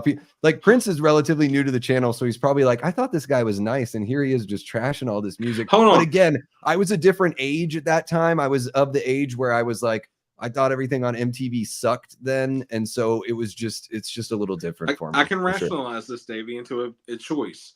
Creed was in Scream 3, so I guess.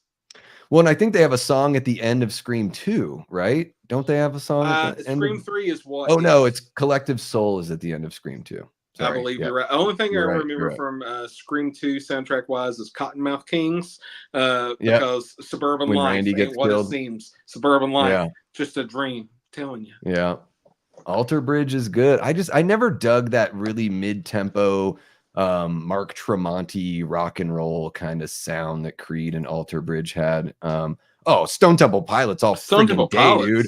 Oh, Stone Temple Pilots is amazing. They're one of my favorite groups ever. And Audio Slave, I think, is about as uninspired. Like, to go from Rage Against the Machine to Audio Slave, I feel bad for all the guys from Rage, because I don't even think Audio Slave is like close.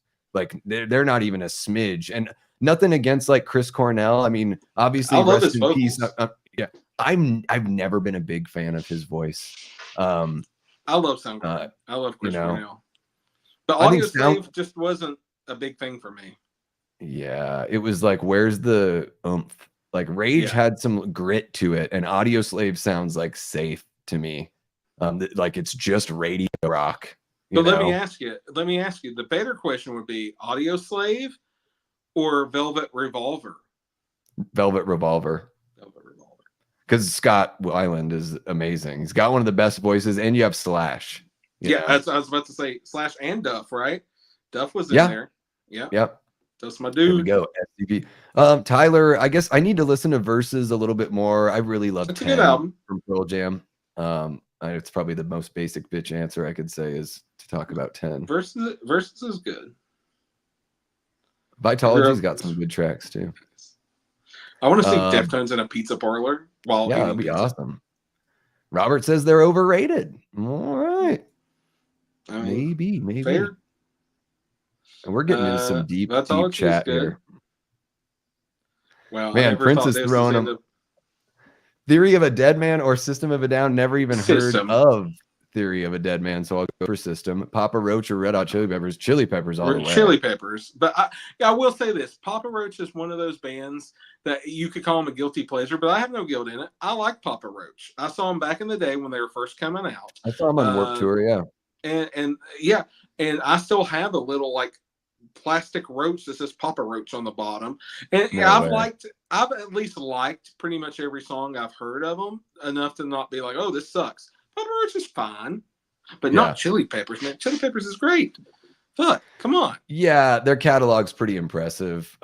Even their early stuff before John joined the band, and they're more of like a party funk band, the kind of band that you would see in a movie like PCU. They're actually in Thrashing.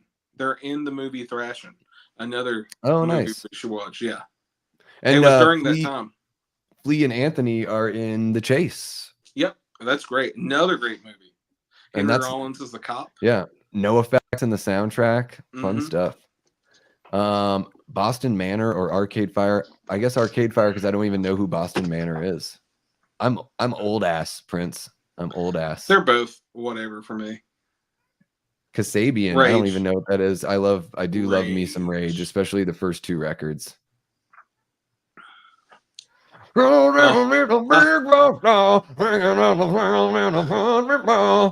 what? It's just, I thought she was talking about the movie Rockstar, and I'm like, what's that got to do with them? It's everyone's worried about AI taking over, and it's like, well, just listen to like Puddle of Mud and Nickelback, and then now you know what AI music sounds like. Yeah, for real. Live or Let Die is my favorite Wings. That's it. Yeah, I think the GNR cover is better. Yeah. Master P might be in Scream too. We are getting into it. Now I hear on the hear soundtrack or in the movie. I don't remember him in the movie. I don't know. Soundtrack? Must be soundtrack. Less Than Jake is on the soundtrack of Scream 2. That's all I care about. Really? They certainly don't, Robert. That's awesome though. They do. They have the song at the credits. They do the Partridge Family song. They do a cover of the I was thinking that whole thing. I don't want to actually sing the song because I don't want to get a strike. But it's I Think I Love You. That one. That's the one. What are you so they don't make of? They don't make soundtracks like they used to, Robert, because no one like the soundtracks used to be a way to sell a movie, and now no one needs to do that to sell a movie because there's so much other media in our face all the time.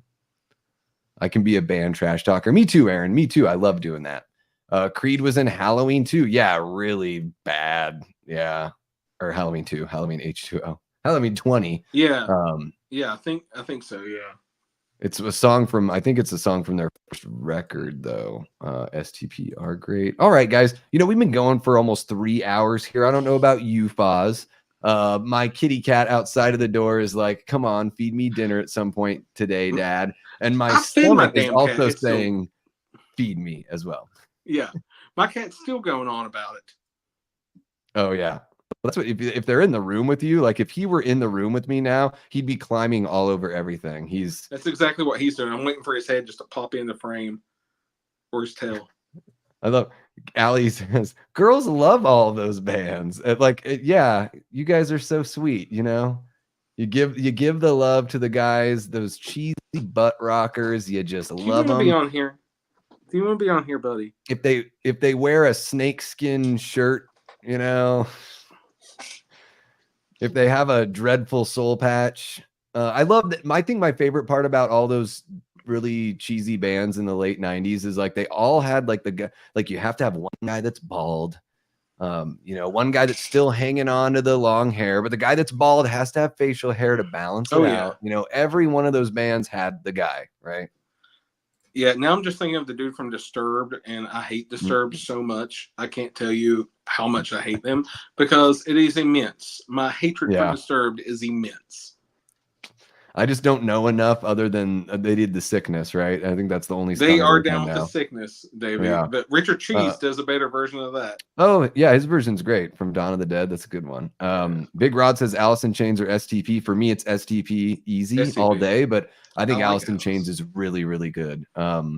Especially in the movie Singles, whenever they go into the club and they're playing. Like Singles is a good movie we could do one day.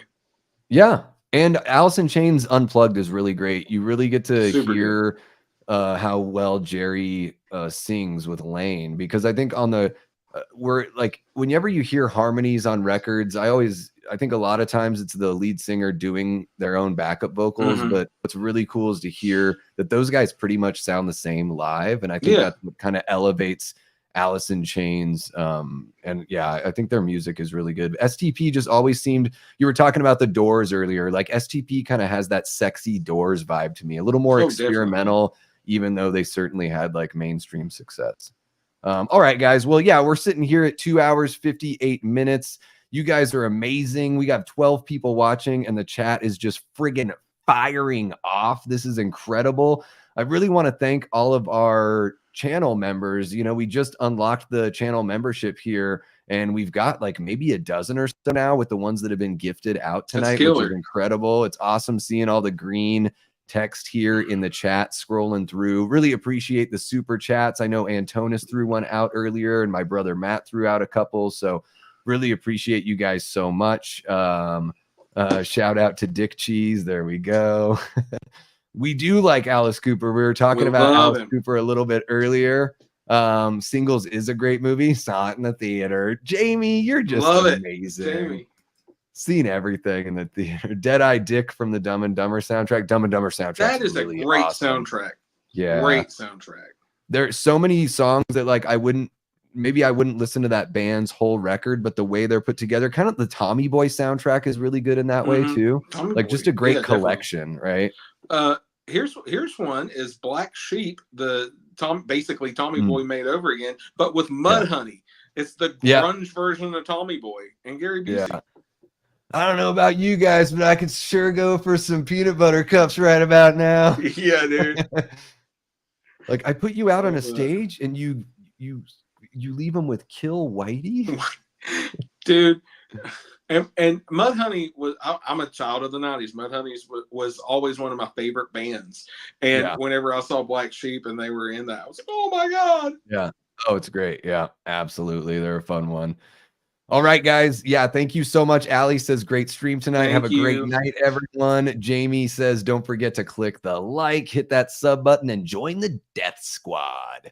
That's right. Death Squad. And Foz is going to be pimping out his room there. And then this weekend, just for everyone that's still here hanging out, tomorrow, Kate and I are doing a movie date with Davey and Kate watch party. We're going to be watching Scream from 1996. That's starting at 3 p.m. Eastern. And then I'm going to be, I'm editing the next Tales from the Crypt episode, which is, we're covering Dig That Cat, He's Real Gone with Joe Pantoliano, directed by Richard Donner. And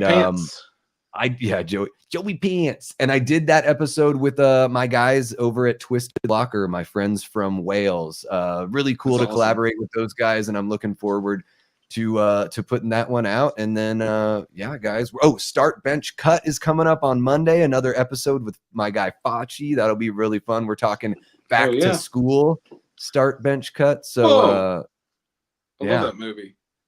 Well, no, we're just talking about back to school in general. Not the movie.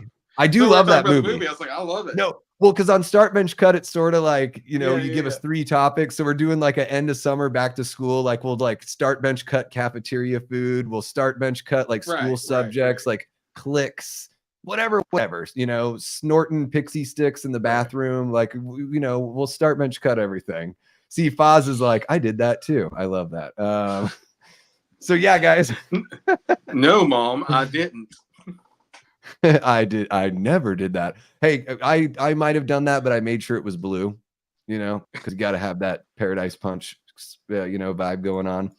Really appreciate you guys. Y'all are amazing. Thank you. Foz's birthday is on Sunday, so throw him some love. Go find him on social media and give him some happy birthday love here. I'm going to make the plea for the first time. I've said it before to do it, but I'm going to actually make a plea like everybody else on this thing we call YouTube does. Guys, go subscribe to my channel. It's actually being active right now. I have several videos I put up within the last couple of months. Can you believe it? And now that I'm in these new digs, and I will be filling this out with posters, movies, shelves, everything, I plan to do a lot of videos. I even put up 2 shorts yesterday. So go check out my shorts. I do a lot of those. Eat my shorts, sir. and just check out my new stuff. I got a lot of stuff going on. So Foz Rotten, I'm Foz Rotten everywhere. FozRotten.com will take you to a link to everywhere in the world. You want to listen to some music? FozRotten.com. It'll take you there. You want to follow me on socials? Foz Rotten. Everywhere Foz Rotten. Oh yeah. Yeah, and we have the links are in the description below. So go give Foz a sub, and it's only going to be getting better as he, gets that room and studio space all figured out. The videos are just going to keep on, I would imagine, getting even better and more content as you unpack everything, right? Hell yeah. Definitely. Hell yeah. All right. Hell yeah. What was Medley Man's back with some wire talk. He wants to know what your favorite season. We answered that one, Medley Man. Yeah. Number 2, brother. 2. There it is. And Raymond's already subbed. There you go.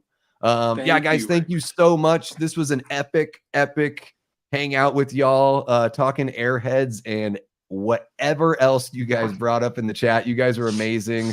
Love what you guys do for the community and the channel here. Look at that beautiful picture of Brendan Fraser. Thank you. Gorgeous hair and that lovely face. What a great looking man. Now go watch Blast from the Past, everyone. They mentioned my hometown. Definitely. All right, guys. That is going to wrap it up for us this time. Let us know in the comments what you want to see us cover here in September. As far as a punk rock film goes, we'll definitely take that under consideration. And yeah, Foz, you got anything to say before we head out other than subscribe to my channel? Tune in next week for Blast from the Past. That's what I have to say about that. Thanks. All right, guys. Until next time, he's been Foz Rotten, and I've been and will continue being Davey Deathray. Take care.